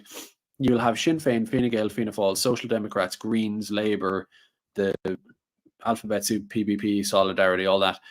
That is all. They might all differ in certain ways on the surface. They'll all become the same thing. And then this Independents and Others group, and whether it's Ain 2 or whatever, which ostensibly is on the side of nationalist, populist type people, that whole side will become a growing alternative, and the Sinn Féins and the rest of them will sort of lose over time. The foreigner thing is a bit of a curveball. I don't know what to make of that, but we'll see in a few days. But it will just bifurcate, and as the culture is bifurcating clearly, and the ascendant one is the Irish nationalist populist side of things. It just is completely incoherent now. it's independence. A few independents will get in, some will be shill fake, some won't. But that'll just kind of keep playing out. And I think what you'll end up with is and then you'll even have defections from the mainstream parties, Sinn Féin, over to the likes of an independent Ireland, or even the likes of an Ireland First, who knows, even better. It'll be, and there's all sorts of black swan events and stuff can happen too, but I do feel like regardless of the party numbers, Sinn Féin 23, Fianna Fáil 22, whatever, just in general, I think politics now is totally realigning, where you will have this kind of still coagulating nationalist populist opposition, and then you will have the establishment, and it'll be seen more and more clearly that, listen, Greens, People Before Profit, Social Democrats, Fianna Fáil, Fine Gael, Sinn Féin, it's all the same shit. Like, it is obviously all the same shit. And then there's the other side, which at least presents itself to be something genuinely different, like the issues at hand, social liberalism, the rest of it. But one of the things that strikes me is, the trouble is that I'll read you a tweet here from someone else. He says, I don't know who this lad is, Mark Cullen. No idea. It doesn't matter. He says, Sinn Féin is in a sticky situation here and needs to decide where it wishes to position itself. Being both a nationalist and a socialist party is a mix that is perhaps more easily sustained in Northern Ireland than it is in Ireland, like Republic of Ireland, I suppose you mean. I suspect it is the nationalists, with their emphasis on immigration, who have abandoned Sinn Féin, and its remaining support base is broadly left-wing. Any attempt by Sinn Féin to win back the nationalists by moving to the right on immigration risks alienating the left-wing base. Interesting times. Yeah, see, that's kind of like a reading on the whole situation, that overall it's sort of right, but each constituent component of what he says is just wrong. It's like almost right, but is ultimately completely wrong type of thing. So, or at least it's a framework that I look at and I think, please don't be that. And because there's so much fake opposition effectively on the right, this kind of like populist nationalist thing, I always talk about this, but the idea of the regime realigning the political landscape in the terms I'm outlining, but to their benefit, and the partisan lines being sort of established in a way that suits the regime in general, and the creation of a Tory Labour or something like that along those lines. And that's, to me, that's the ultimate political fight in Ireland, is to, yes, things are changing. Yes, all the establishment, Sinn Féin, Fine Gael, Fianna Fáil, Social Democrats, PPP, Labour, they'll all sort of, as I say, they'll become one big blob. They are one big blob, right? And that's just, we're at the point now where I think we can all just acknowledge, yeah, it's just one big blob. I think most people recognize that. And so it's kind of like, well, if that's the case, then what's the other side? The other side becomes, what does the other side become? And who defines what that becomes? And the rest of it. I'm getting really comfortable here, like sitting back. But yeah, it's, I see even the contradictions in terms like this. To me, it is anyway, or at least I would hope so. He's like being both a nationalist and socialist party. I'll be careful how I phrase this. I've been condemned in the newspaper for unfortunate and out of context choices of words before and all that, but well, I don't really care. But you know, this whole thing of like socialism versus capitalism is nonsense. Like, I'm not a capitalist or a socialist. I think Padre Pierce said something similar, actually. I'm saying it for myself. I'm not something as newfangled as those, right? I'm just a nationalist. And the rest is whatever works. Central planning where it works. Diffusion of decision-making where it works. Whatever. Nationalism is the ultimate form of socialism, really, as opposed to international capitalism. So I don't know. It's just like even that dichotomy your man's kind of framing there, which is, oh, well, they're both nationalist and socialist. It creates a kind of contradiction within Ireland. It's like, well, it doesn't necessarily have to. Like, I don't think the nationalists down here shouting "Get them out" and the rest of it are necessarily looking for some sort of a Milton Friedman world of like, you know, that all that shite, right? That kind of like William F. Buckley stuff. That's alien in Ireland. Nobody wants. I certainly don't want it. I wanted a country that is, I don't know whether you call it socialist or not, but it's like, yeah, you have central planning to a certain extent where need be. You have, I would be all for an efficient public health service that works and is limited for Irish people and the rest of it. And all of it, public infrastructure, the whole, like, I don't know, supporting people. We live, like, for example, there's the demographic question, which I might talk about the next night. I might do a full thing on that. We're like, the whole world is changing now, where like human existence, like demography, having children is dying out. It's kind of children of men type of stuff, and that's the whole debate about or like immigration versus declining birth rates and all that. And it's something nobody quite has the answer to, but certainly if you were fixing it, you would stop mass immigration.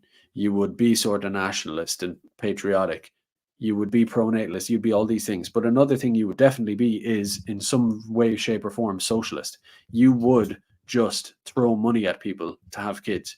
I would have there's no limit to how much I would do that if I had to say so, to say, oh, I don't mind, I don't care what I have to redistribute from where to incentivize people to, like, if we're at a point of Brave New World or whatever, where there's so much technological surplus value within any economy, that you effectively take it and you just say, we're effectively going to UBI you totally comfortably to just literally have children, because we don't live in the industrial world of 1940 or 1920 or 18.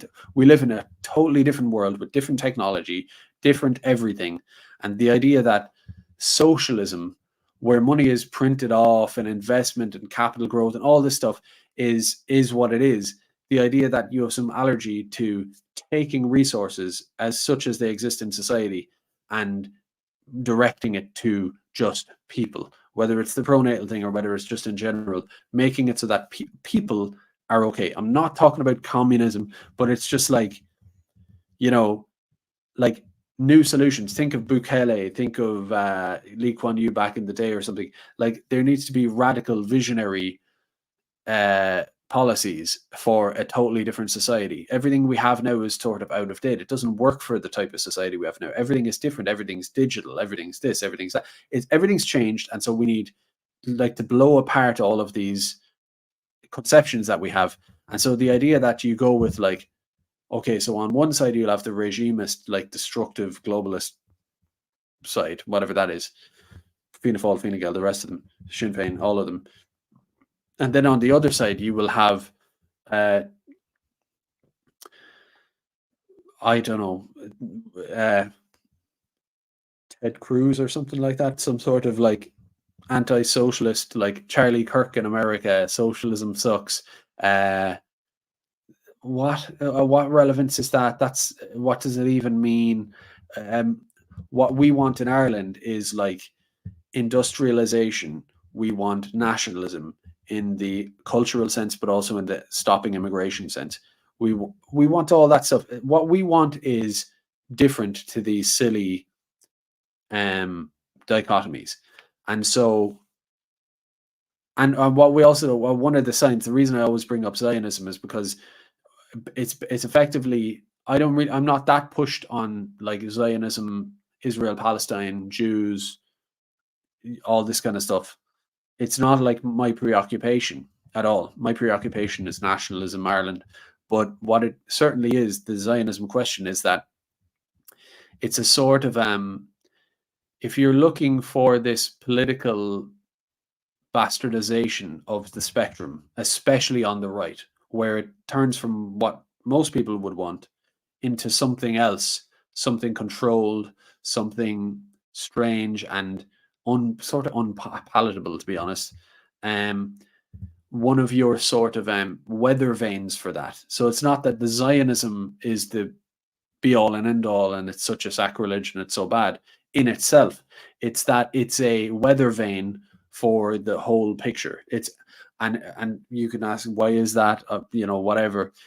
But the fact is, if you want to be simplistic about it and just say, how do you recognize a right wing in your country that is being steered into oblivion? It will not achieve anything. It will be made incoherent and against the true national spirit. Co-opt it, absorb it, funnel it, and direct it, piss it into the wind. There are many signs for it to look out for, but one of the most straightforward, black and white, easy to spot signs is where, for some reason, Zionism is being brought into it, shoehorned into it by influential people who just have magically ended up in positions, and where counter jihad stuff, I'm not for Islamization in the country or any of that, but where rather than just the obvious thing, migration overall, Muslim, this, that, the other, rather than that, it just being like, I don't care necessarily what it is, they all come with threats and negative aspects in a sense. When it becomes hyper focused on Takia and Robert Spencer and Pamela Geller and counter jihad of 15 years ago, which that's been played out. When that starts, I'm not accusing anyone who mentions any of these things of being some shill, but when that starts to pop up, it's a signal that things are at play. When stuff about deregulation and, you know, cutting red tape, and there are various narratives that you see and you just go, these things might be valid in and of themselves, perhaps some of them, but they're being driven to the fore, and I don't see that's not really what people came to the table for. People came to the table for Ireland for the Irish, stop immigration, look after Irish people. I don't care whether you call it capitalist or socialist or what. Well, let's just have a functioning, good country that works and is sovereign and the rest of it. That's all. Maybe I'm rambling, but it's like, you know, it's like, if this insurgent political movement of nationalism just stays as it is, that's great. But Tracy O'Mahony has something coming out, perhaps is related to Independent Ireland. We'll see what she has to say about it. But, you know, all I want is for this political transformation, which is happening clearly, where all of these shill parties are just merging into one thing and will be seen as such. And then all of the rest of the energy flows to independent other. And eventually that should form into some sort of party or coherent true opposition. That opposition doesn't end up being Georgia Maloney, that it doesn't end up being, be real, Donald Trump, Boris Johnson, Rishi Sunak, for God's sake, who have facilitated more immigration into their countries than ever, completely reneged on their promises. And we only have one shot, is my point. We only have one shot. And so where it's important to diagnose those phenomena where the right gets totally undermined and sort of signed, sealed and delivered and dissipated into nothing. We only have the one shot. Things are very far gone in Ireland. And so it needs to be led and strongly influenced by by people who are just sincere and have demonstrated themselves to be for a long time and don't have these weird, nefarious, obtuse interests and magic influence that seems to just have been bestowed from nowhere to start directing it into these places. The message is actually quite simple in Ireland. It's sovereignty, ethno-cultural posterity, and a safe, healthy, modern, because that's the thing. I don't want to go back to 300 years ago. I wanted Ireland to be great, to use that phrase. I want it to be special and safe and productive and human. And that's it. At the moment, it's obviously not. A lot of people are suffering, declining demographics, destruction across the board. I want it to be a place where children have it better than their parents did, and are connected to their ancestry and their parents and their, you know, you recreate the culture of Ireland, but with prosperity, and with peace and the rest of it. You know, like, you know, I could give some big manifesto or something, but it's like, I think we all just, without even getting into detail, know what we want, you know, and it's not some sort of stodgy left versus right shite that we've seen Punch and Judy play out in all these other countries, where of course the right always, within that Punch and Judy, the right always loses too. No, I don't want that. And so I don't want Sinn Féin people who are on the margins between the old fashioned and the new lefties. I want to pull them in. I want to say, we actually have some. I'm not giving you Milton Friedman. I'm not giving you Zionism. I'm not giving you any of this stuff. We have something that you might be a bit unfamiliar with and uncomfortable with, but it's actually completely unobjectionable. It doesn't have these poison pills in it that just mess everything up, you know, where it's all about Muslims. It's all about Israel's right to exist. It's all about cutting red tape, deregulating the private property of and poor private property in general, but the private property of BlackRock. You know, oh, it's BlackRock's private property. I like whatever the issue is. My answer will be no. Let's be common sense about it. Let's not be this sort of silly shit that is like makes most people allergic. So, you know, that's how I see the situation there. And what brings me to that is the idea that Sinn Féin has hit a wall, basically. So Sinn Féin have hit a wall, and that has consequences. What fills the gap of Sinn Féin? They won't go away, but their ascendancy has ground to a halt. It's not coming back ever. The worst thing that would happen is that they did get elected with a big mandate, because they would just prove themselves even more for people. But Sinn Féin they threw in their lot the way they did, and that's it. And anyone with a brain could have told you all along that was going to hit a wall at some point. And when it hits the wall, it's only decline from there, as far as I can see, because it'll just become more and more recognized what they are, what they have become. And so, you know, why would more people vote for them? All that would happen is that more of the people who do vote for them would fall away over time. And so you come back to this coagulated Fianna Fáil, Fine Gael, Sinn Féin are now integrated into that, basically. Labour, the rest of them, nobody believes it anymore. A certain amount will, but an equal other block will want something else. And the question is, what is that something else? It can't just be get them out, but it has to be broader and more sort of holistic than all that. A new vision, but it also can't be Zionism, cut the red tape, BlackRock's private property. It can't be that shit either, because I don't like it. I don't think anybody likes it. It's like an intentional losing strategy, basically, and a way of just taking a real threat to the regime and pissing it away. So I don't know. I'm probably repeating myself, but yeah. So that's that. What was I on to next? Okay, so the rest is just like videos and articles. I honestly would be here for like the next 2 hours if I gave you my shtick on them. But then if I don't do them, they'll never come back, because there'll be more news the next night. Tough one. Hour and 47 minutes. God, that's a long stream. No. No, that's different. I have to not do that. I can't do that now. So there's loads of, I won't go into it, but I'll give you like a run without even sharing screen. So I had a video, and most of you have seen it, of like masked foreigners, more footage basically showing Newtown Mount Kennedy to be like a total military barracks occupation. I really have nothing more to say on that, because I've said it already, because there's been other footage like it. It's just that every time it's so impactful. And as I said on Twitter, I said, if it walks, talks, and quacks like an occupation, then it probably is an occupation.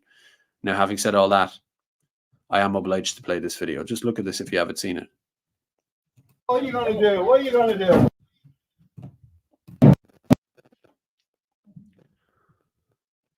And what it does kind of say is that, like, you can't have a normal political spectrum where in perpetuity it's just Sinn Féin and Fianna Fáil and Fine Gael, and that's it. And maybe you have like a version of the Tories inserted into the right, like Independent Ireland or whatever it is.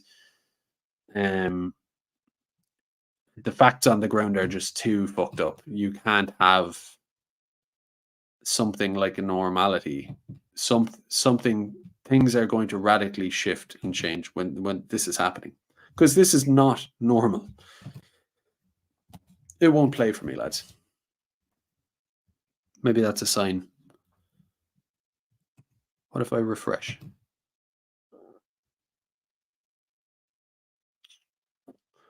So, how are you getting on? Any crack? You can see how much that's struggling on the screen there now, but see how it goes here. Oh, yeah, he's not going in there.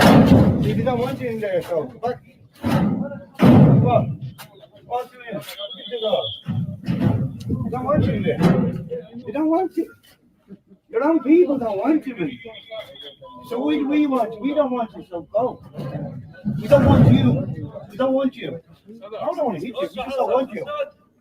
Hassan, look over there. Hassan! What are you going to do? What are you going to do?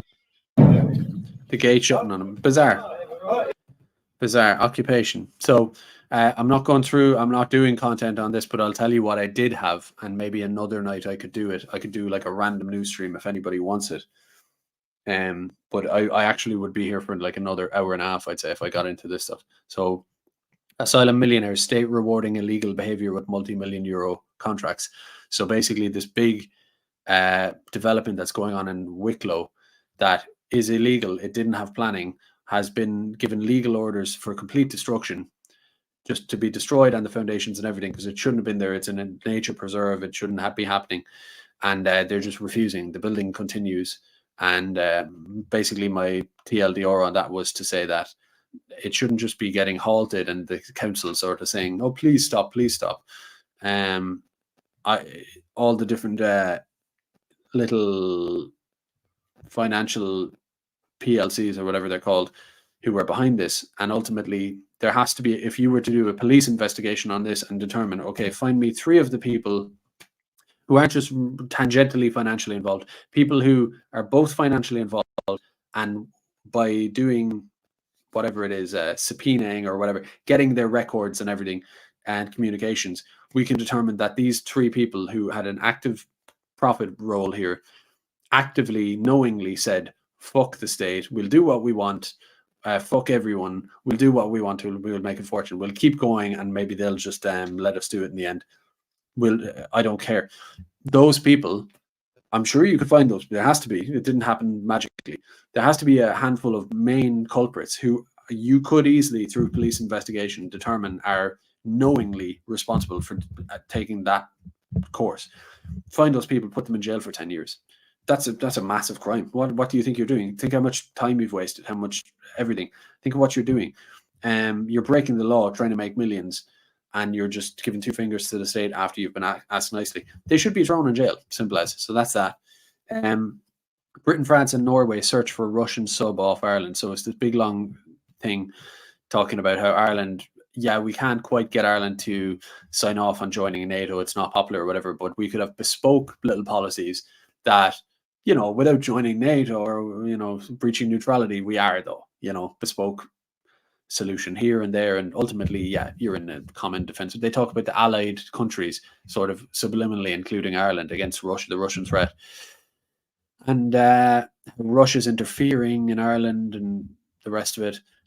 Threat to the cables, threat to infrastructure, threat to the political system, and basically, like, Ireland is at war, you know, low key with Russia, really, and we're part of it whether we like it or not. So dealing with the little native tribes people who have their beloved neutrality, we'll just kind of get around that, because in effect Ireland, because we say so, is at war really with Russia as part of this unified NATO Western gay bloc. And that's what that article sort of is roundabout saying, as are like 50 other articles. But there is a big, I mean, I could go on about that, but the idea if there was some sort of nationalist ascendancy in Ireland, the idea that we are just at the whim of these, the real threat, I think, are all these NATO forces and stuff that are hovering around Ireland. I have no doubt that they would take their boats and their planes and everything and start bombing people in Ireland, even if legitimately a nationalist government somehow swept into the Dáil, totally legitimately, they would do a they would do a Serbia on it and the rest of it. And I find it very, I feel no threat necessarily. I don't see Russians, right? No Russian ever put a plantation center in my community. No Russian ever sold out my whole country to BlackRock and to the rest of it. Not that I'm aware of. And so, you know, to me, when you actually read between the lines, it's like everything that they're saying necessarily about Russia or any other like obscure foreign threat, the real people hovering around our country with weapons pointed in our faces are these people themselves. And they do feel like, regardless of the tribes people's whims about or feelings about neutrality, they feel like they have total sovereignty, whatever it is. They feel like the island is totally theirs. We are just on it. And this landmass, this territory with its data centers and its cables and its, you know, slave plantation and the rest of it, it's theirs, not ours. And they run it. They have the guns, they have the jets, they have the whole lot. So it's very, it gets you thinking about like the pan-Western thing of like, how can a national movement in Ireland ultimately succeed when we are not, in the true sense, the military sense, who's got the big guns, we're not sovereign, no matter who's in power. If you put Derek Bly in the Dáil, they've still got a F-16 flying overhead, you know, and we know what their interests are. And that's sort of a food for thought in a way or whatever. So, and all this NATO talk and the idea that there could be a pan-continental war instigated against Russia, basically, or with Russia. And that, you know, I wouldn't have said this a few years ago. I would have thought it was far-fetched. But the idea that with a few Black Swan events and things getting crazy, that in 7 years' time you could have Irish people being conscripted into some pan-continental war against Russia or whatever, much like Ukraine. I wouldn't be betting on it, but I wouldn't be ruling it out, put it that way, the way these things are starting to sound.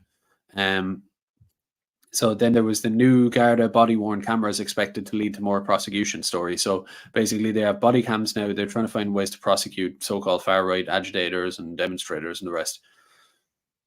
It's kind of like whatever, but you know, it's just more of this, like the state being completely, like the idea of partisan state. We're not political. We just adjudicate things. You know, we're just a referee. Bizarre. They don't say new, like they could have easily said, oh, the body cams will be useful across the board, including this thing. But they said like, oh, great, we're wearing body cams to prosecute the far right. Like, imagine if they said the far left or climate change protesters or you name it. Like, you know, they've never used this kind of language before, and it's just basically out in the open, mask off. And then the other, okay, so I'm just rapid firing through these now. But so then Ian Malchung did a summation of the stabbing in Germany, in Mannheim. There was an anti-Islamization demo, and some Muslim guy came up and started stabbing everyone. And infamously, one of the police tried to jump in, ended up getting stabbed by the Muslim guy, and he's now dead. Very sad, very, very sad.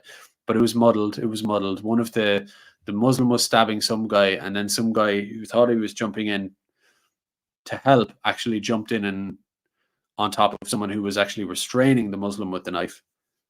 And then the police officer tackled that guy, and in the chaos of everyone tackling everyone wrong, the Muslim guy with the knife got free, and his first thing was to go up to the cop who was trying to like subdue someone wrongly, or you know, with the confusion, and plunge the knife into the back of the guy's neck/head, the police officer, and he's now dead. And it's just like just makes me think of like the chaos in the West and the role that the police play in the middle of it all. You know, basically the police are the enforcers of this whole thing, and it's like, look, you know, the people who you're calling far right, they don't actually want some sort of like test everyone's blood, measuring skulls, putting people on train cars, whatever the caricature is. Nobody's really looking for that. What we're looking for is a stable society, demographically and otherwise, just an ordinary stable society that isn't like a slave plantation for like financial institutions and a chaotic ethnic Bosnian tier mess, like destined for, not for my wish, I'm illegal, but as an observer could be destined for just all out chaos, conflict and strife. And of course, who's going to be caught in the middle of all that? The police. The police are going to be thrown in. Like, it's like, would you not rather be like Brendan Gleeson, the guard type of caricature, just going around like looking for a lost whistle or something like that? Would you not? That's a good society where the crimes are unheard of, basically, and the guards are just chilling around the place, you know, doing little odds and ends here and there, but effectively redundant, because the society is so high trust. You are just a last resort for a little dispute between two farmers, a little argy-bargy, a fight in a pub, ordinary stuff like that here and there. You could be that, or you could be in the middle of Bosnia. I mean, take your pick. So keep persecuting the far right with your body cams if you want, but you're making your own bed there. So the next story was, I said I wouldn't go through these, but I think I'm doing a quick enough job of it because the time has gone on. It's just fire. But there's this article here on archive, but I don't want to share that for legal reasons or whatever. But I will say that I'll read a late stage Ireland summation of it. You just summed it up pretty quickly. So the key points of this story, I'll read from her page. So rapists have been applying for asylum to try to dodge deportation at the end of their sentences, reports Sunday Times. So in the cases of an Albanian man and a Pakistani man, both convicted of rape, Gardaí attempted to serve deportation orders before their scheduled release dates so that they could be deported on release, naturally. However, both men claimed they would be applying for asylum after serving like 6-year prison sentences for rape. So obviously it was bad enough. They say, no, instead of being deported upon release, I'm going to apply for asylum. What? From Albania. As a result, both men walked free, as Gardaí could only serve them with deportation orders once their applications were rejected. Now, applications take on average, I think it's something like 17 months. So these guys knew what they were doing, playing the game. They then disappeared. Then the Gardaí put together a manhunt, and both men were found and jailed.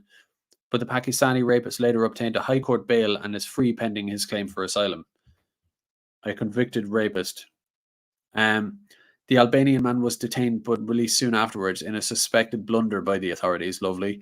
After a second manhunt for him, the man said he was withdrawing his asylum application and would return to his home voluntarily. So after coming here, raping perhaps an Irish woman, getting years in jail for it, so it has to have been pretty bad, comes out and says, I think I'll apply for some of that asylum you got going. I don't think you can deport me now, can you? Ha. And then when the guards find different ways to try to wrap him up again, he goes, okay, I'll leave. I'll go back to Albania. So, I mean, again, what would happen to you in China if you did this is my usual question. The Department of Justice said it would not comment on individual cases, but while the Refugee Convention allows Ireland to deny refugee status to rapists, it also prohibits us from deporting them to countries deemed unsafe, even though Albania is deemed safe. But again, that's how silly the country is, where these games can be played and the guards are powerless. Everybody's supposedly powerless, where it should just be like, this is just to my point of like, our women and children are wide open to the whole world. They can rape a woman, get released, apply for asylum, and chill out around the place, and we have no power to just deport them without even getting into the law. That's my belief, is that it should be super illegal. It should just be, because when it comes to immigration, the privilege of immigration, or the right to be in a country that isn't yours, when you do wrongdoing, it should be totally at the discretion of the state for any reason or none, regardless of immigration lawyers, to just say you're either leaving the country in one piece or you're staying here otherwise. And I'm not saying I advocate for violence, but what I'm saying is the state should have the ability to say, you either stay here and get dealt with harshly, legally, and if you're lucky, you go, and if you go, you skedaddle, like in relief that you get to go, and tell all your friends when you get back what the crack is, right? Any state that doesn't do that doesn't have that mentality with random foreigners, and instead has the opposite, where they're powerless with this open rapist person who has no right to be here, who gets to claim asylum. It just shows that the 1951 convention, the whole thing is completely ridiculous. All these ins and outs of immigration lawyers and all. It's just nuts. It's nuts. And that all has to be done away with. The idea that you cannot even apply for asylum, that you have any right to migration whatsoever, that migrants effectively that migrants have rights, to be honest. I'm going to put it, the NGOs can quote me on that. They, maybe if they're ultimately naturalized or something, a very rare case, the way China does, then you kind of share the rights of everybody here. But any other form of migration you're here on, you're afforded rights at the discretion of the state and the people in the country as per how you conduct yourself. And you're here according to how smart you are, how good you are, how needed you are, at our discretion for as long as we want you and no more. This idea that you have this whole set of rights that far exceeds the rights actually of any Irish person here is ridiculous. Like, as it stands, we have a two-tier system where migrants have more rights than Irish people, for the like especially asylum seekers. They have extra rights, but definitely more advocacy through state-funded NGOs than any Irish person has. So it's like, as it stands, we have a two-tier system. So I would just argue it should be the reverse. If we're going to have a two-tier system, it's that Irish people get all these rights and get all this really here as a privilege.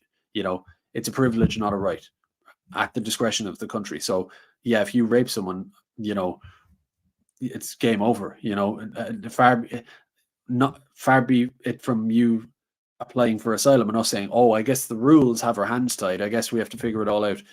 It's just not. It's crazy.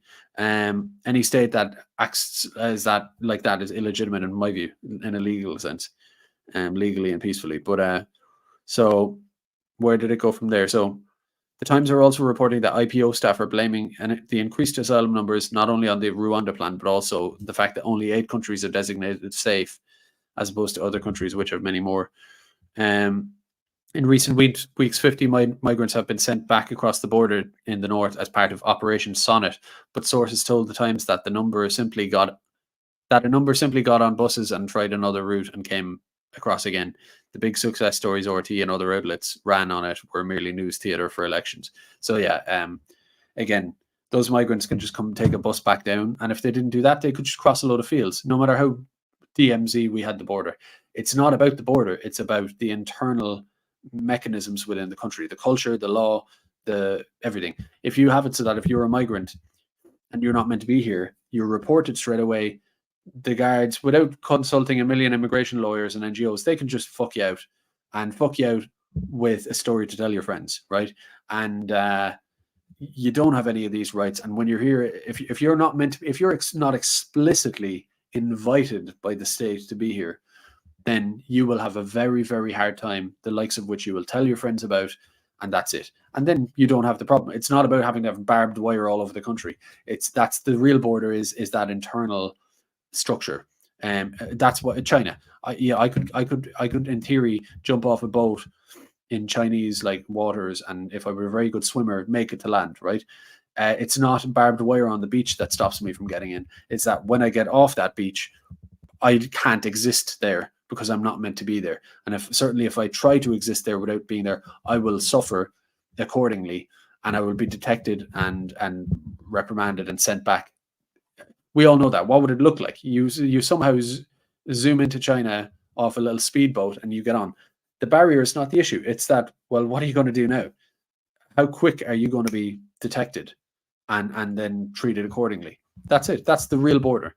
So anyway, the final story was kind of, I won't even bother with this because it's redundant. It's the usual nonsense, total nonsense. I could outrage post on this all I want, but so it's Gardaí monitor threat of far-right unrest ahead of, and all of it is just bullshit, conjecture, nonsense, security sources totally making things up, no evidence, things that we demonstrably know to be totally untrue, complete just nonsense. Who even? Ali Bracken. Just fan fiction from the guards to a journalist, basically, and they print it off, and it's just total bullshit and nonsense. But I won't even bother with that. So now I will wrap up, have a look at Super Chats, and leave it there. So Sheepdog 2, very hard to send a Super Chat message. Why? I don't know. You can let me know what was hard about it. you don't have to super chat for that. You can just let me know in the comments afterwards or something. But I don't know. I hope there's no big issue there. So, but your super chat went through anyway, and thank you very much. Teacher Connor, €5. Your last few lines, sorry, your last few lives are awesome work. I listen to them while I'm preparing my leaflets and routes to go canvassing to inspire me. Gura Margaret, Connor Rafferty. Thanks very much, Connor. I do imagine if these are useful to anyone listening back or whatever, it's like if you're in a driving job or work from home where you're just doing Excels or something like that where you can just listen to it, or on a jog. It's hard for me to imagine anyone listening to this, but picture it. But I mean, I listen to stuff myself and I know how handy it is. Stuff I like listening to, having it there helps me through anything from going for a walk to like folding clothes or whatever. I'll like cook a dinner or whatever, do some kind of work or odd job or whatever. Sort of listening to something. I can't. I don't know if you're like that, but I find it hard to do a tedious thing. Like I made a little thing for my kids, like a little fake sink type of thing out of pallets to put it in the back garden, and I was sanding that by hand, and like I don't know, is there something wrong with me, but I couldn't possibly just sit there and sand that for like half an hour and just sit there doing it. I'm too addled in the brain from too much content. I would need any kind of streamer content, YouTube thing or something to podcast, something to listen to, and then I can enjoy doing it. So I like to think that this could be that for someone else, So thanks anyway. Finola 2 super sticker, thank you very much as always. James Anto Ward 249, cheers, no comment. Armchair Limerick Nationalist, nice one, girl. Keep streaming. You should push for a roundup of all candidates. We need to get in to stop all this shit. Sound for the ramble. Yeah, thanks for that. No bother. Yeah, a roundup of all the candidates. Yeah, it's not a bad idea. I wonder what it would do for increasing votes, because part of me thinks, well, wouldn't I just be likely preaching to the choir? I'm not sure, but I wouldn't be against doing that at all, for sure. A look at the different candidates, and there's what I'd be almost most interested in is a look at some of the lesser known ones. Like there's Derek and Phil and all these people, but they're so well known. But there are others around the country. There's your one Michelle Keane in Kerry. I find her a gas to watch. She has a weird kind of, not weird, but like she has this very bubbly, quirky energy to her, and I don't know what her message is exactly. So I think she seems like a fun sound kind of person with a great energy, and I don't quite know where she stands exactly on the issue. So a stream for people like that to actually delve into like what they say and all of that could be a good idea. So yeah, thanks anyway, everybody. So I'll leave it there. Tomorrow night I'm going to be streaming or Twitter spacing with this fella called Mr. Facts. Kind of like, I don't want to say he's Antifa, but somewhere around there, pro mass immigration or something like that. I don't know, but I jumped into a space with him and a few others last week on a whim, just to make a comment. Ended up turning into a mini sort of debate, and then I kind of committed to say, I'll do it again at some point. And then he started kind of I don't want to say pestering, but he was on me to do it when. And I was like, because I do many of these streams, it takes up time and energy and thought anyway. I felt like procrastinating and just saying, oh, whatever, just go away and I'll come back to you when I think of it. But anyway, he kind of badgered me enough that I just said, okay, grand, I'll just do it. And that'll be tomorrow. So I don't know. I don't want to like give a take on it. I'll just do it and it'll be what it is. But based on what it was last time, I felt like it was a lot of merry-go-round, duck and dodge into different positions. There was some stuff made up out of whole cloth, just totally made up facts that were meant to kind of throw me, I suppose, because I can't answer stuff like that, like little statistical tidbits that may or may not be true, or changing the subject every 5 seconds. So it's not even a question of like I'm all for talking about this stuff, but it's like the idea of having to negotiate an hour-long sort of potential runaround is, so it's not debating, contesting ideas, you know, even a battle of the wits or whatever. I don't mind that so much, but it's just the idea that it's this big shit show to me is like, oh, here. But anyway, so that's what I'll be doing tomorrow night. You can find it. I'll link it on Twitter and Telegram tomorrow, so there'll be no stream then. Maybe I'd rather be just streaming, but we'll do that and see what comes of it. It should be a bit of, it'll be fun. I would like to, no disrespect to your man, Mr. Fax, but I'd like to be, no disrespect really, but like, I would like to be having like panel debates with like David McWilliams and people like that, you know, not to be too grand about myself, but, or if it was Keith Woods or you name it, like just, you know, a good solid discussion, moderated well. That's what it should be like. We do deserve that level of dialogue with that sort of we do deserve to be there, because they're talking about us all the time anyway, far right this, far right that. So like, you know, the fact that I'm going on with, again, no disrespect to your man, but like just a kind of random from Twitter, but I said I would do it anyway, because it's kind of like, well, okay, yeah, you just debate what someone who's willing to do it, I suppose. And I do think it's interesting, because we're all, I'm talking to myself here, I'm talking to you lads, and everybody's talking to themselves. Like, whether it's in good faith or bad faith, I do think there's still something to be got from just the, whatever it is, the spectacle or the occasion of someone who's wants to disagree, you know, and to see how that works. I just wish it wasn't going to be such a Mickey, not a Mickey Mouse, but like a game, as opposed to a true just comparison of ideas. You know, I'd rather that. I don't, this kind of blood sports kind of like,